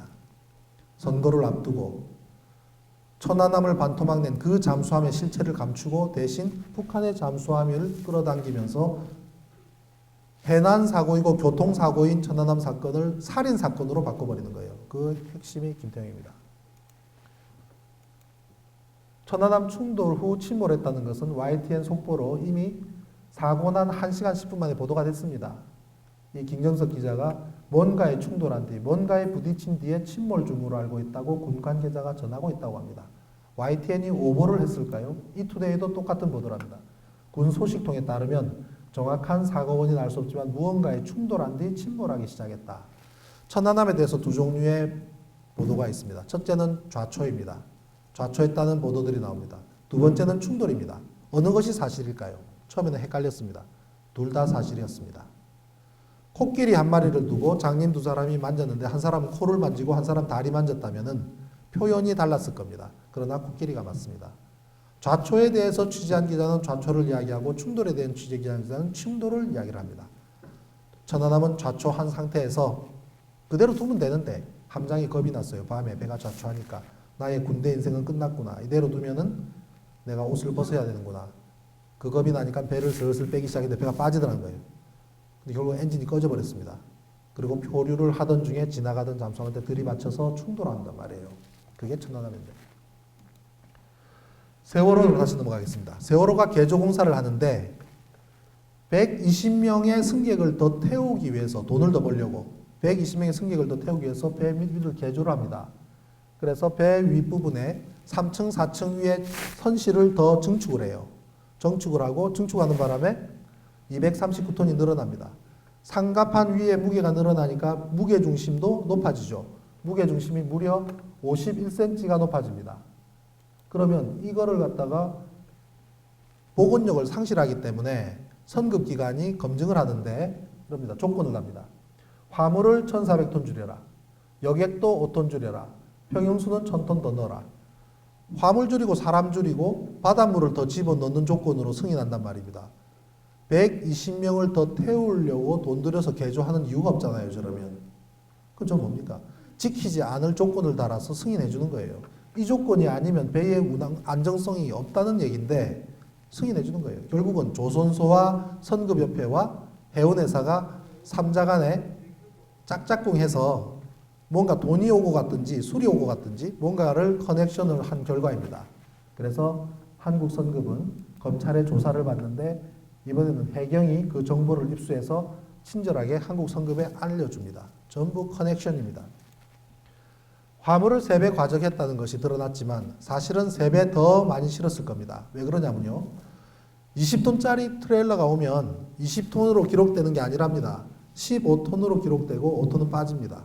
그럼 5톤만큼은 돈으로 환산해서 나눠 갖기를 하는 모양이에요.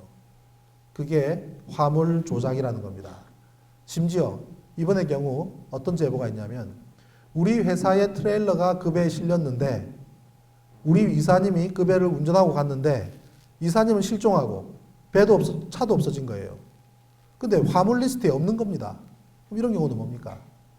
화물은 배에 들어갔는데 화물 담당과 선장과 항해사가 그냥 서류에 넣지 않고 돈을 나눠 가졌다는 결과밖에 더 되겠습니까?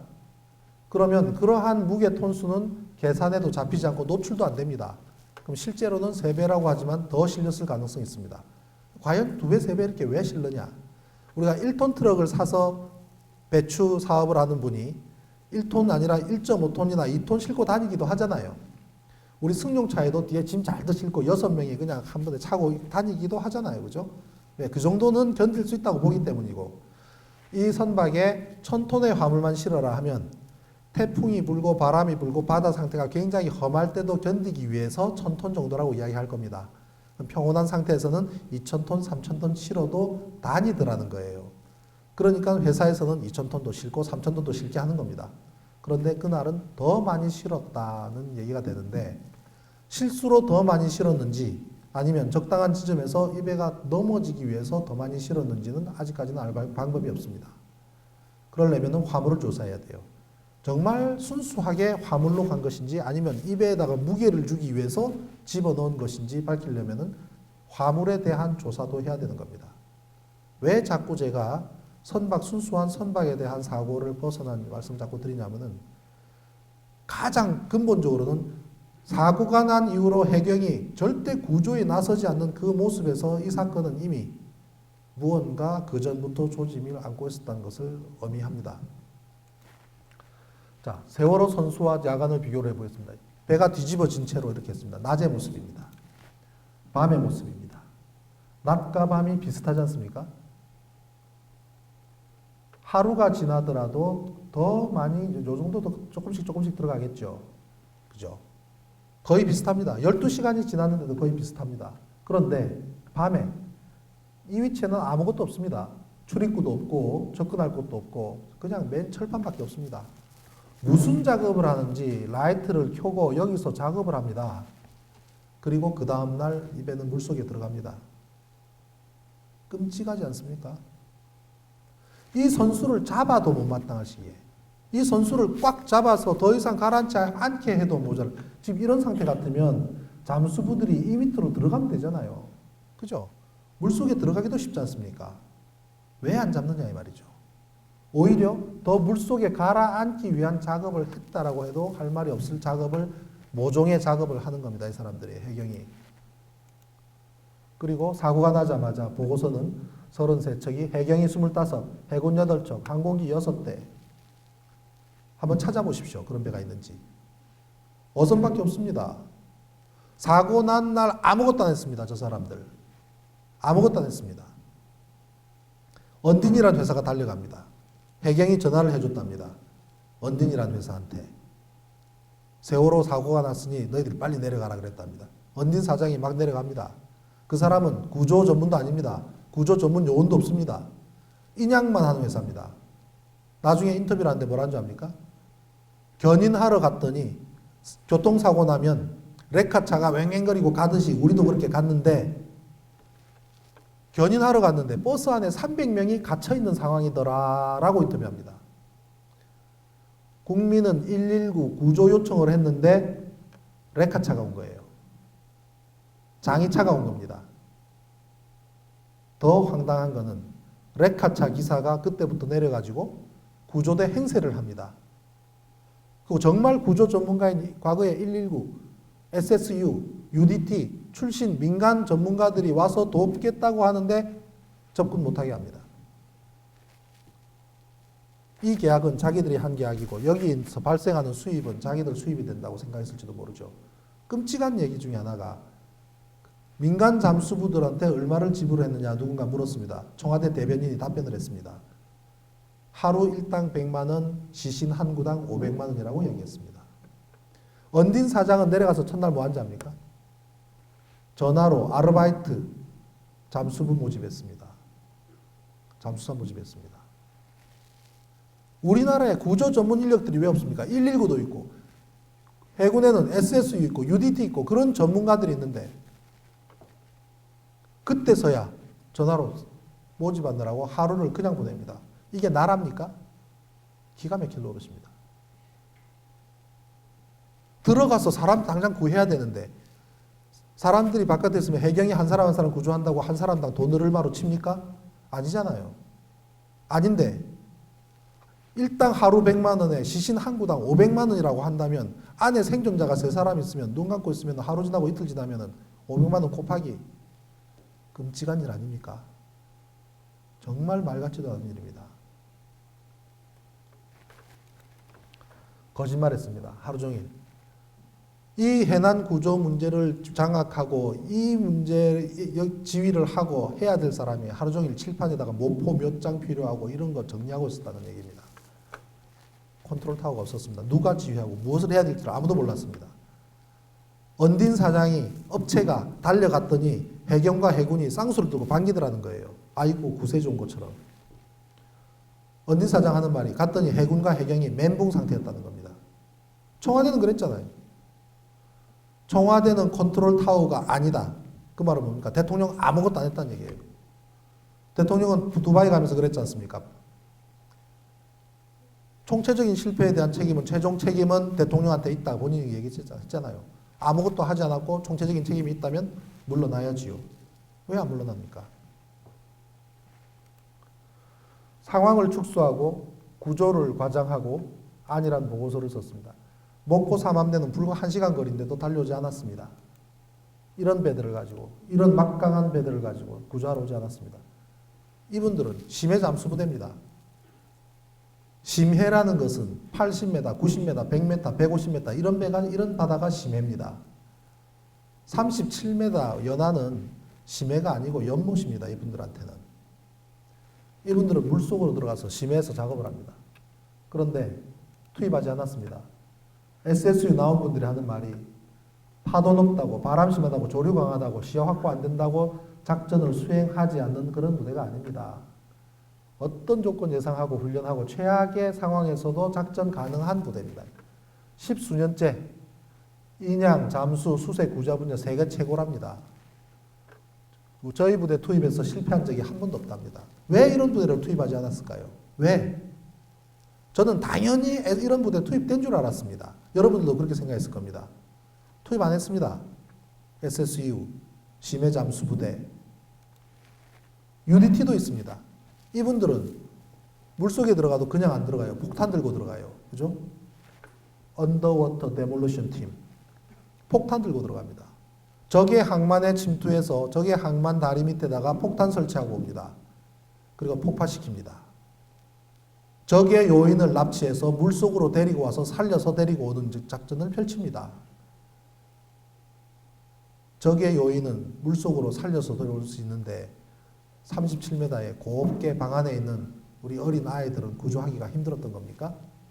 구조 안 했습니다. 왜 투입을 안 했을까요? 최정예 잠수요원 UDT 초기에 구조했어야 된다. 해경은 이해할 수 없는 행동을 펼칩니다.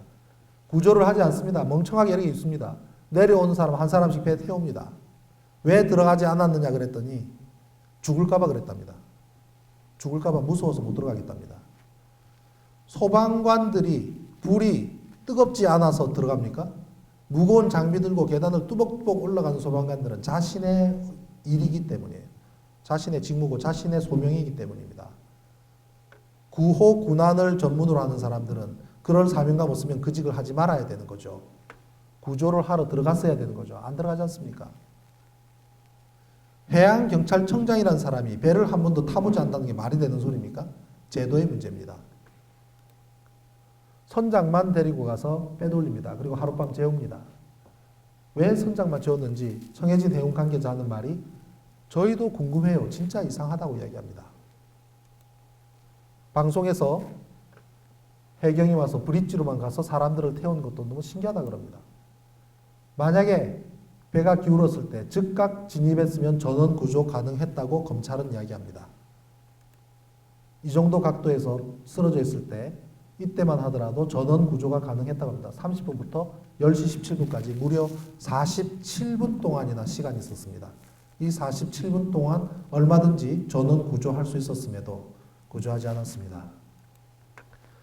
해경이 심지어 해군 UDT 잠수를 막았다. 이거는 해경이 포기한 거죠. 해경인지 해적인지 알 수가 없습니다. 침몰 직후부터 구조는 종료되었다고 진입하지 말라고 이야기했답니다. 해경이. 해경은 언딘 위에서 UDT 잠수를 막았다고 증언이 나왔습니다. 그리고 세월호와 교신을 했던 제주 VTS는 교신 기록을 감추고 있습니다. 아직까지도 공개하지 않고 있습니다. 그나마 진도 VTS하고의 통화 내역은 부분적으로 나왔지만 편집에서 나옵니다. 한다는 소리가 해당 부분 편집했을 뿐 조작 얻어낸 편집은 없었다고 이야기를 합니다. 술은 마셨을 뿐 음주운전 안 했다고 주장하는 것도 같은 얘기입니다. 전문가가 분석을 했더니 36곳에서 비정상적인 소리와 단절이 발견됐다고 합니다. 대통령은 그럽니다. 해경 구조 업무 사실상 실패했다. 그리고 결론이 해경을 해체한답니다. 조사도 하지 않고 무허가 철거도 저런 식으로는 안 한다 그러죠. 그냥 해체해버린다는 겁니다. 해경의 한 짓을 보면 해체하고도 남지요. 그렇지만 조사를 철저히 하는 것이 우선입니다.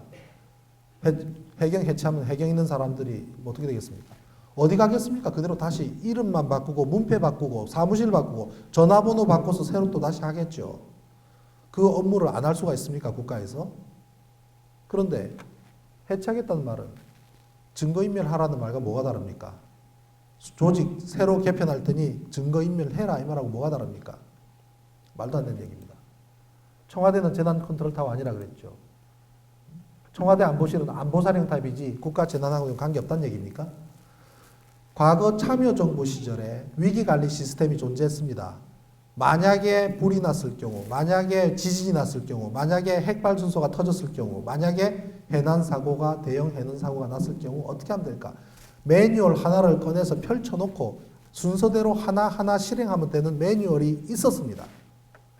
그것이 NSC라고 National Security Council이라고 국가안전보장 안보위원 청와대 밑에 있는 상황실에서 관장하는 그러한 업무가 존재했습니다. 이명박 정권 들어서 그 부서를 없애고 그때 쌓여진 그 많은 국가위기관리 매뉴얼을 없애버렸습니다. 그 결과가 이번에 참사입니다. 없애버렸습니다. 사고 다음 날 대통령이 현장을 방문합니다. 제가 저 시간에 MBN에 출연하고 있었습니다. 1시간 토론 프로에 출연을 했는데 잠수 전문가 한 사람하고 그다음 선박 전문가 한 사람하고 저 세 사람이 갔는데 한 20분 지나니까 PD가 한 사람 빼더라고요. 잠수를 빼더라고요. 20분 지나니까 또 한 사람을 빼고 저는 1시간 내내 했는데 그러니까 배에 대해서는 PD가 제일 마음에 들었던 모양입니다. 제하고 이야기하는 게. 근데 갑자기 앵카 두 사람이 화면이 딱 바뀌면서 아 대통령께서 현장에 가셨군요. 격려하고 계십니다. 하고 한 5분 동안 멘트를 해요. 제가 머리끝에서 피가 쏟는 줄 알았습니다. 화가 나서 죽을 줄 알았습니다. 딱 5분 끝나고 저한테 마이크 넘었을 때 제가 그랬습니다. 뭐 하는 겁니까 지금 대통령이? 1분 1초도 아까운 시간에 우리 새끼들이 물속에 들어가 있는데 한 명도 못 구해 나와서 전부 다 발을 동동 구르고 있는데 저기 가면 교통 통제하고 구조용품 싣고 온 차들 전부 스톱하고 모든 공무원 전부 보고서 만들고 높은 사람 전부 저 뒤에 줄 서가지고 대통령 수행하고 있는데 구조 올 스톱. 저거는 구조 방해하는 행위입니다. 왜 가냐고 제가 그랬습니다. 제가 그 말 했더니 원래는 전화를 하고 그 다음 날에도 출연하기로 약속이 돼 있었는데 그 다음 날 오지 마라 그러더라고요. 국정조사하면서도 저런 행위 해서는 안 됩니다. 만약에 첫날 사고 나는 날 대통령이 헬기를 타고 현장 위에서 국방장관 오라 그래. 누구와 바로 출동해. 해군 뭐하고 있냐. UDT 투입해. 하면서 총지휘를 했더라면 에어포스 1 영화가 되는 거죠. 그죠? 인디펜던스 데이가 되는 거죠. 영화가 아닌 실제로 박수 받을 대통령이 되는 거죠. 그렇게도 못하면서 가서 방해했습니다. 그나마 위로한다는 것도 연출을 합니다. 배우인지 누군지 모르겠지만 데리고 가서 슬픈 표정을 짓고 연출을 했습니다. 뭐 하는 짓입니까 저게. 계속 따라다니는 이 아주머니 계속 따라다니다가 그죠? 조작하는 데는 이골이 난 사람들인 것 같아요. 조작하는 데는. 사의 표명하고 안대희 총리 요번에 문창극 총리 내정되는 바람에 제일 억울한 사람이 바로 안대희 그죠? 이 사람 얼마나 억울하겠습니까? 이런 사람도 총리 내정이 되는데 그죠? 김기춘도 조사를 받아야 됩니다. 그죠? 언딘이라는 회사는 해양구조협회 부총재를 맡고 있습니다. 언딘 사장이. 이 해양구조협회는 해경이 만든 단체고 사무실은 해경 건물에 있고 전직 해경 출신 간부들이 구조협회 임원을 하고 있고 그리고 언딘이라는 회사에도 취직을 한답니다. 한통속입니다. 한통속. 해경이나 언딘이나 예서나 한통속입니다. 이 언딘이라는 회사는 천안함 때 금양호 사건이 있습니다. 천안함 사건에 잘 기억이 묻혀버리지인데 천안함 수색을 도와주기 위해서 민간 어선이 나섰다가 물속에 무엇을 봤는지 모르겠지만 전원 다 사망한 사건입니다. 배가 침몰해버렸고 시신을 한 명도 구하지 못했습니다. 그 사건 굉장히 애매한 사건입니다. 가족들이 시신 없이 장례를 치렀습니다. 그 배를 인양한 회사가 언딘입니다. 이 언딘이라는 회사는 그 금양호를 인양하고 난 후 9억짜리 회사가 정부로부터 20억 투자까지 받습니다. 그리고 그 뒤로 승승장구합니다. 그리고 이번에 구조를 맡아서 계약까지 합니다. 민간 잠수사들은 언딘이 의도적으로 구조를 지연했다고 합니다. 이 민간 잠수사라는 분들은 그냥 도우러 간 분들이죠. 그냥 선의로 도우러 간 분들입니다. 그런데 이 회사는 민간 잠수사들의 투입을 막습니다. 심지어 오늘 유튜브 상에 페이스북에 올라온 것들 보면은 119가 호수에 자동차가 빠졌을 때 두 사람이 헤엄쳐 가서 망치를 들고 가서 유리창을 깨고 안에 있는 사람 구조하는 동영상 지금 올라오고 있습니다. 페이스북 같은데 또는 한번 조회해 보시면 나올 겁니다. 기가 막히게 합니다. 바로 유리창 깨고 안에 사람을 바로 끄집어냅니다. 물속에 빠진 차에서도 그렇게 구조해야 됩니다. 우리 배가 이렇게 기울면서 유리창이 물에 찰랑찰랑한 시간이 몇 분인지 아십니까? 그 안에 유리창마다 다 사람들이 있었는데 119 순환구조대 중에서 가장 실력이 뛰어난 분들이 한강 119 구조대입니다. 남양주에 있는데요. 원래 한강에 이렇게 괴롭고 힘드신 분들 많이 들어가시잖아요. 특히 마포대교. 구조하러 이렇게 주로 갔던 그분들이 물속에 빠진 사람의 구조하는 데는 우리나라에서는 제일 베테랑들입니다. 남양주 119 팀이 헬기를 타고 진도 현장에 도착한 게 12시 조금 넘어섭니다. 당일. 그런데 무려 나흘 동안 물속에 들어가지 못하게 했습니다. 해양경찰이. 그 사람들 다 조사받아야 되죠. 그죠? 다 조사받아야 되는데 왜 그 짓을 했는지. 시신 발견하자 언딘 성과로 포장하자고 합니다. 유병헌 회장은 청해진 해운대 유병헌 회장은 황제 인맥을 자랑을 합니다. 그리고 현재 유병헌 회장 한 사람 찾는 거로 좀 더 추격되고 있지만 이 사람 한 사람 찾는다고 이 사건 종결나는 건 아닙니다. 이 사람도 이용을 당했을 수도 있고 희생자일 수도 있습니다. 사고를 낸 것은 잘못이지만 어떤 관계로 사고에 연루됐는지도 밝혀야 되는 부분입니다.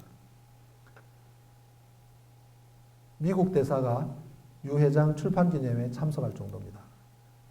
도대체 어떤 관계길래 갈 때까지 가보자고 하는지, 구원파들이 왜 김기춘을 물고 늘어지는지 김기춘 실장도 조사를 받아야 되겠죠. 대변인이 세월호와 김기춘 실장 무관하지 않다고 합니다. 어떤 관계가 있길래 조사를 해야 되는 거죠. 누가 대통령인지 아시겠습니까? 선원들 이해할 수 없는 행동을 합니다. 선원이 자기 뒤에 300명의 생명이 있다는 사실을 알면서 아무런 조치도 않고 나올 수 있는 거 어떻게 이해할 수 있습니까? 이해할 수 없는 일입니다. 당신은 나오미게만 하면 돼. 뒤에 사람들을 구조하는 것은 우리가 할게 하는 약속을 누구한테 받았을까요? 그렇지 않고서 어떻게 저렇게 모여있다가 선원들이 차례차례 자기들만 구조될 수가 있습니까? 악마가 아니면 저렇게 못하잖아요. 약속을 받았거나.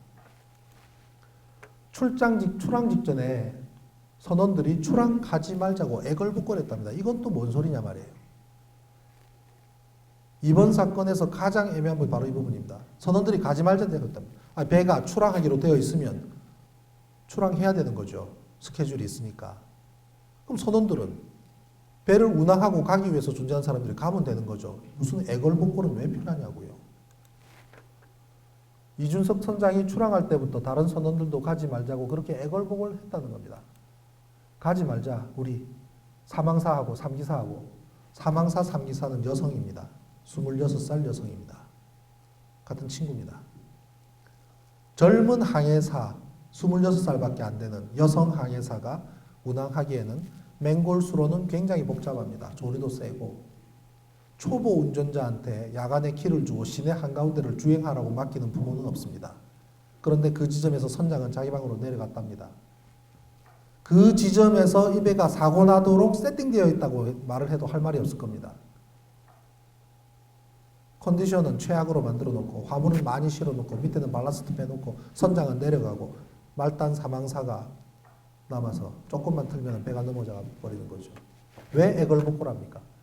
그것이 만약에 그 지점에서 사고를 내기로 되어 있다면 사망사 3기사는 하지 말자고 얘기했을 수가 있겠죠.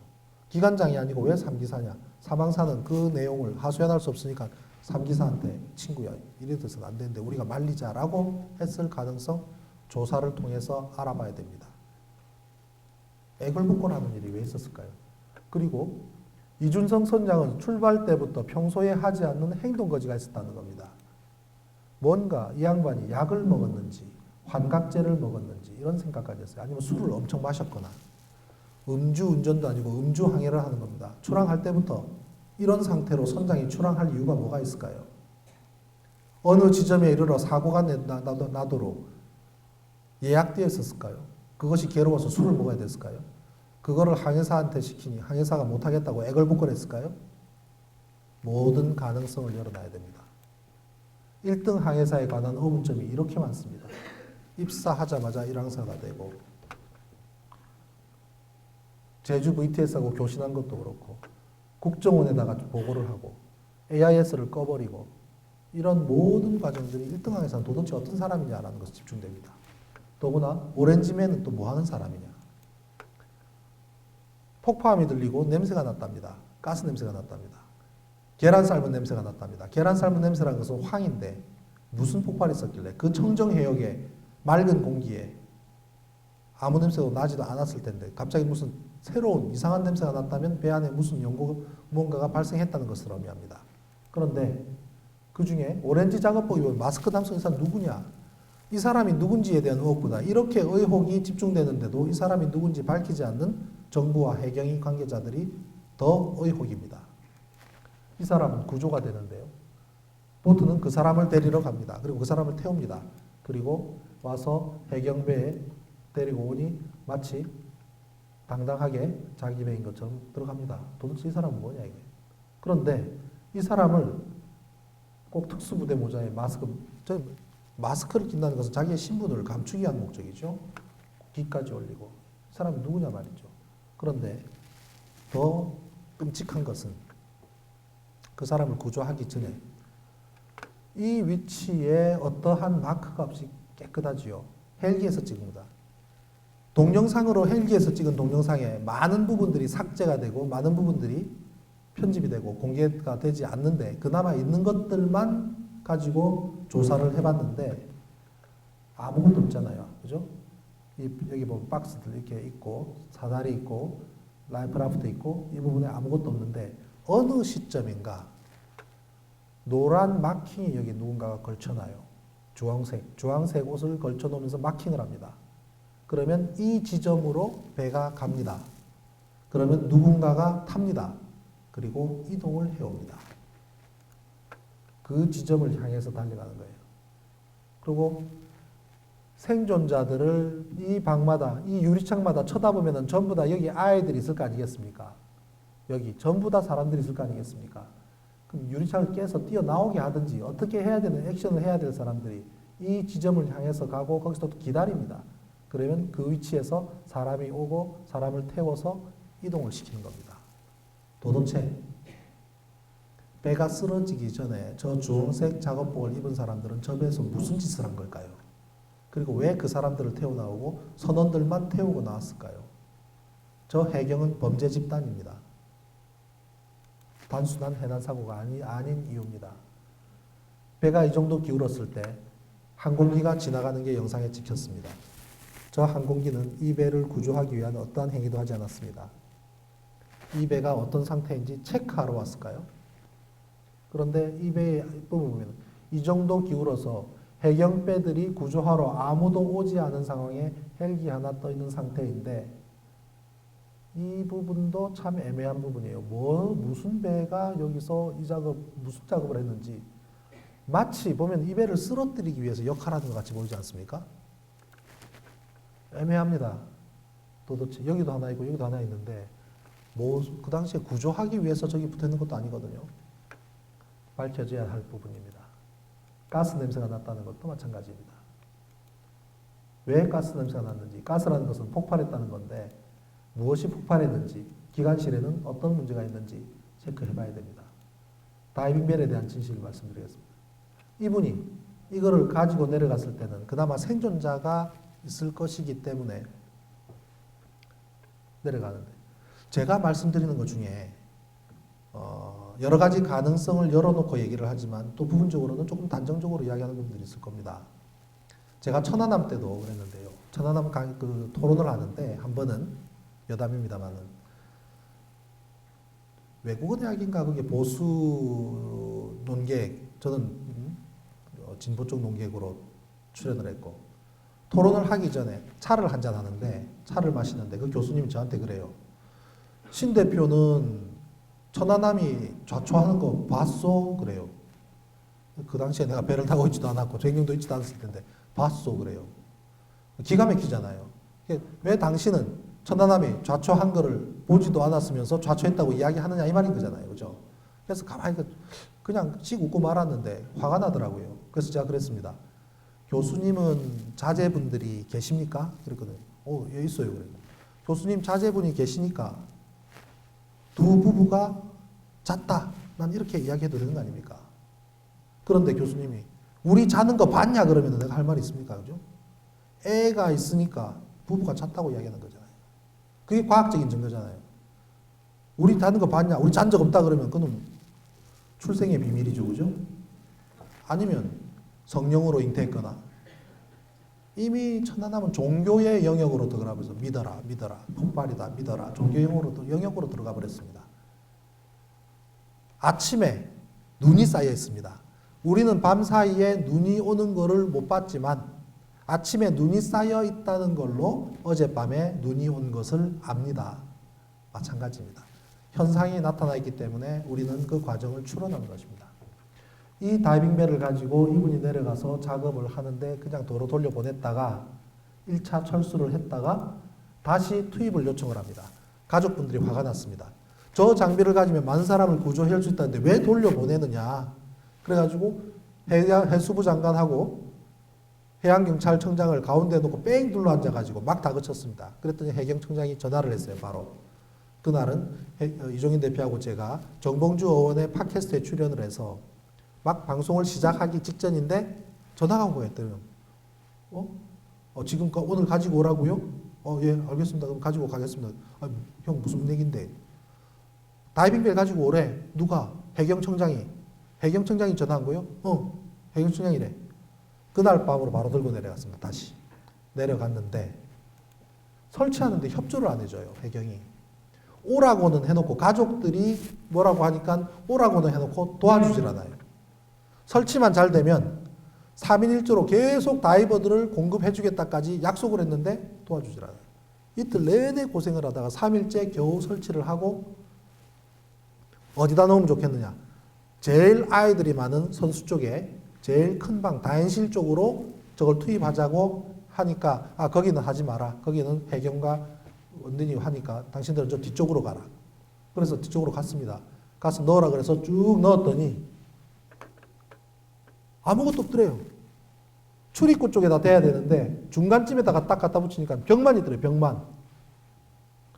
엉뚱한 지점을 가르쳐 준 겁니다. 또 하루를 날려버렸습니다. 3일째 지나서 다시 설치해서 겨우 출입구 쪽으로 갖다 대고 들어가 보니 입구 쪽이 엉망이 되어 있더라고요. 그걸 전부 다 정리하고 치우고 사람들이 왔다 갔다 하실 정도로만 또 하루가 지나갔습니다.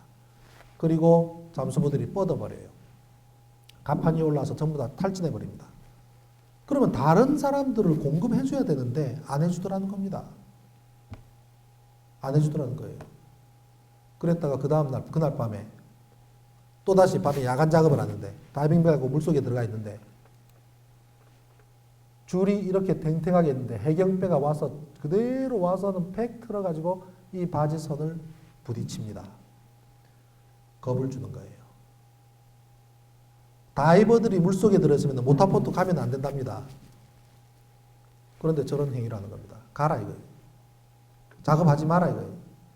그리고 산소 공급 라인에 이 산소 공급 라인에 구멍이 뚫립니다. 손가락이 들어갈 만한 구멍이 뚫립니다. 도저히 작업할 수 없는 상황까지 갑니다. 그러던 차에 이번에는 해군이 와서 철수를 하라 그럽니다. 해군 소장 별 둘이 와서 바지선 치우라고 얘기를 합니다. 좋은 말 할 때 철수합니다. 이때까지 구조가 안 돼서 지지부진하고 가족들이 화가 나고 있는데 이 설비를 대고 막 10명, 20명, 30명 나오면 해군과 해경은 입장이 아주 곤란하기 때문이라고 밖에 해석할 수가 없지요. 그죠? 이미 저거를 설치를 해서 105분 동안 작업을 했습니다. 105분.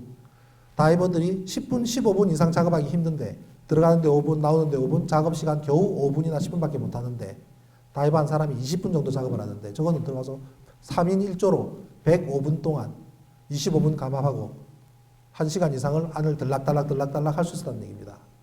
그럼 3인 1조로 올라오고 내려가고 올라오고 내려가면 계속 로테이션으로 구조해낼 수 있는 겁니다. 그런데 그것이 가능한 시점에 딱 되니까 철수하라는 겁니다. 그리고 철수를 결정을 합니다. 기자 앞에 섰습니다. 철수한다고.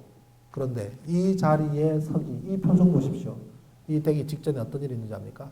가족이라는 대표분이 오셔가지고 당신 기자 인터뷰하면서 정부와 해경한테 불편한 이야기 한마디라도 하면 곤란합니다. 그러면은 해경이 우리 안 도와주고 우리 가족들 안 도와주면 우리 아이들 구조하는데 우리가 고생합니다. 참 슬픈 이야기죠. 맞는 이야기다 싶어서 알겠습니다. 그렇게 하겠습니다. 그랬답니다. 그랬더니 그 다음은 실패했다고 이야기하세요. 그러더랍니다. 아니 105분 동안 작업이 가능하다는 것을 확인했지 않습니까? 계속 이제 다이버들만 오면은 계속 작업할 수 있는 거 확인했지 않습니까? 그건 실패라니요. 당신 지금까지 한 명도 구조 못했잖아. 작업 못하게 해서 철수할 수밖에 없게 만들어 놓고 당신 한 명도 구조 못했잖아 그러더래요. 더 이상 거기서 할 말이 없더랍니다. 가족분들이 나빠서가 아니라 해경이 계속 가족분들한테 이야기를 지금 구조 못하는 것은 저 사람들이 방해하기 때문이라는 식으로 계속 이야기를 한 겁니다. 다른 지역에서, 다른 곳에서 다른 작업을 하는데 자기들은 앞쪽이고 다른 데서 하는데도 계속 그런 식으로 해경이 이야기를 한 겁니다. 결국은 기자 앞에서 그랬습니다. 저 실패했습니다. 실패하고 철수합니다라고 얘기했습니다. 저 양반은 좀 울뚝 성질이 있어요. 그때부터 조중동이 시작을 해서 막 실패했다고 쓰기 시작합니다. 실패했다고 쓰고 사기다까지 이야기가 나왔죠. 제가 지난주까지 3번 안산을 왔다 갔다 하면서 가족분들한테 저 다이빙벨의 진실을 알리기 위해서 상당히 애를 썼습니다. 그때마다 가족분들 중에 몇몇 분들은 저한테도 그러더라고요. 왜 이종인 대표의 당신이 대변을 하느냐 저한테 그래요. 그래서 저는 대변이 아니고 진실을 알아야 된다. 진실을 알아야 됩니다. 그래야 억울함이 없을 거 아닙니까? 가족분들도 억울하죠. 마찬가지로 이종인 대표도 억울한 겁니다. 그래서 사실을 사실대로 알아야 된다고 제가 계속 말씀드렸습니다. 그리고 지금 당장 해난 사고가 나고 구조를 해야 된다면 저 장비를 당장 투입해야 됩니다. 지금도. 거기에 대한 저는 확신이 있습니다. 그렇기 때문에 가족분들께서 오해를 푸셔야 됩니다. 라고 말씀을 드렸습니다. 그리고 이제 조사위원을 꾸리게 되는데 저렇게 소신 있게 자기의 모든 것을 가리지 않고 사실과 진실을 하기 위해서 아이들을 한 명이라도 구하기 위해서 헌신적으로 나설 수 있는 저런 분들이 조사요원으로 합류하지 않으면 조사하기 힘듭니다. 제가 그렇게 얘기했습니다. 그래서 지금 현재 어느 정도 오해도 풀렸고 조사요원으로 또 합류를 하시기로 진행되어 있습니다. 그게 다이빙벨의 진실입니다. 막상 철수를 시켜놓고 해경은 어디선가 또 몰래 그보다 훨씬 더 급이 낮은 다이빙벨을 빌려옵니다. 강원대학에서 이걸 빌려오다가 또 언론에 들켰습니다.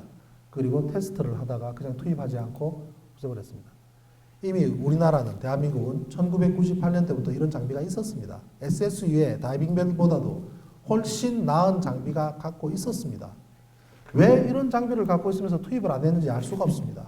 그 당시에 반잠수정 물속에서 그것도 수심 150m에 있는 거를 건졌답니다. 자랑이나 하지 말든지.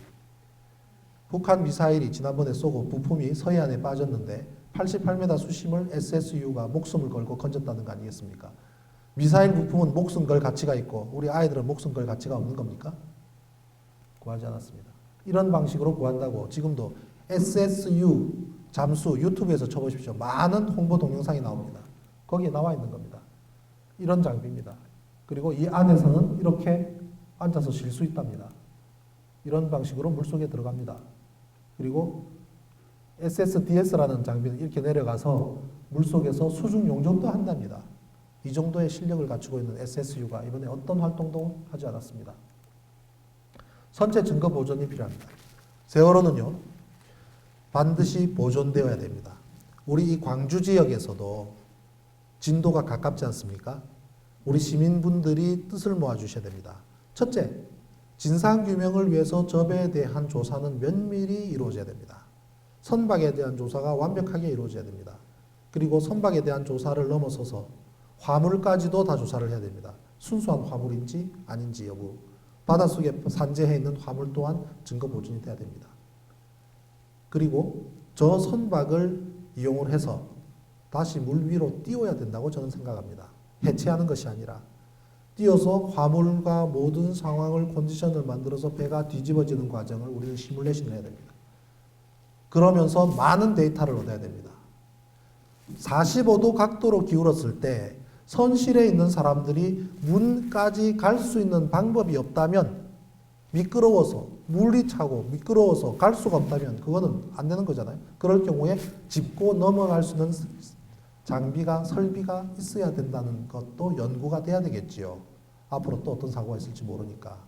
이 사고를 통해서 우리가 얻어야 될 게 굉장히 많습니다. 그리고 배가 뒤집어지면 에어포켓이 존재하는지 여부, 센서를 달아서라도 우리는 확인을 해야 됩니다. 에어포켓이 존재하면 생명체가 얼마나 살 수 있는지 여부, 우리가 조사를 해야 됩니다. 그 데이터를 얻어야 됩니다. 그리고 거기서부터 안전하게 생존한 채로 구조해내는 과정에 대해서도 우리는 스타디를 해야 되고 거기에 대한 완벽한 데이터가 있어야 됩니다. 이게 있으면요, 현장에서 세월호는 보존을 해야 됩니다. 현장에다가 박물관을, 인공섬을 만들어서라도 세월호는 보존해야 된다고 생각을 합니다. 왠지 아십니까? 아우슈비츠를 2차 대전 때 아우슈비츠를 지금도 보존하는 이유는 한 인간이 잔인하고 한 국가가 미쳤을 때 어떻게 인류에게 비극을 남기는가를 잘 보여주는 교훈적인 사례이기 때문입니다. 세월호가 보존돼야 되는 이유는요. 전 세계에서 이런 해난 사고 없습니다. 전 세계 유일한 해난 사고입니다. 타이타닉호에서 2,000명이 사망했다고 해도 최선을 다한 결과이기 때문에 억울함이 없습니다. 사고지요. 사고는 언제나 있을 수가 있지요. 쓰나미가 와서 몇십만 명이 사망을 해도, 스촨성에 지진이 나서 몇십만 명이 사망을 해도, 일본에서 핵발전소가 문제가 생겨서 해도 인간의 잘못이고 인간의 한계이기 때문에 받아들일 수밖에 없지요. 안타까운 일이지만 억울함은 없지요. 바로 코앞에서, 섬과 섬 사이에서 많이 보이는 곳에서 배가 물속에 기울어진 이후로 한 사람도 구조하지 못한 이 사례는 전 세계에 없습니다. 구조를 못한 게 아니지요. 구조를 안 했습니다. 이런 사례는 없습니다. 한 국가가 무능했거나 한 국가가 이상한 생각을 했을 때 어떻게 선한 사람이 피해를 볼 수 있는지를 보여주는 사례입니다. 우리는 보존을 해야 됩니다. 타이타닉호부터 전 세계 해난사를 모아놓을 만한 그 정도 가치가 있었을 겁니다. 그렇게 해야 우리는 세월호를 극복하고 한 발짝 더 나갈 수가 있습니다. 이 어린 아이들 얼마나 천진난만합니까? 그 기울어지는 상황에서도 이거 장난이 아닌데 롤러코스터보다 더 해라고 이야기합니다. 안에 있으라 그러니까 그냥 안에 있습니다. 저 어리고 착한 아이들이. 제가 분향소에 가보니까 주연아 이젠 네가 없으니 누가 나에게 신곡을 보내주니? 그럽니다. 최신 가요를 아빠가 언제 어떻게 알 수가 있니?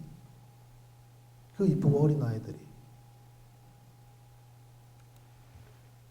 함께 하신 선생님, 너희들 나갈 때까지 나가지 않을게 한 선생님, 선장부터 다 빠져나갔지만 그래도 남아서 구조했던 직원 몇몇 분들 다 이야기합니다. 그 마지막 순간에 엄마 미안해, 엄마 사랑해, 사랑한다고 이야기합니다. 사랑한다고. 제가 안산에서 토론회를 하는데 가족분들이 몇 분 오셨더라고요. 어느 어머니께서 도저히 너무나 견디기 힘드셔서 스스로 목숨을 끊으시려고 했습니다. 아가야 내가 네 곁으로 갈게. 카톡에다가 남겨놓고 수면제를 한 줌 드셨어요. 가족들이 놀라서 카톡을 보고 달려갔습니다.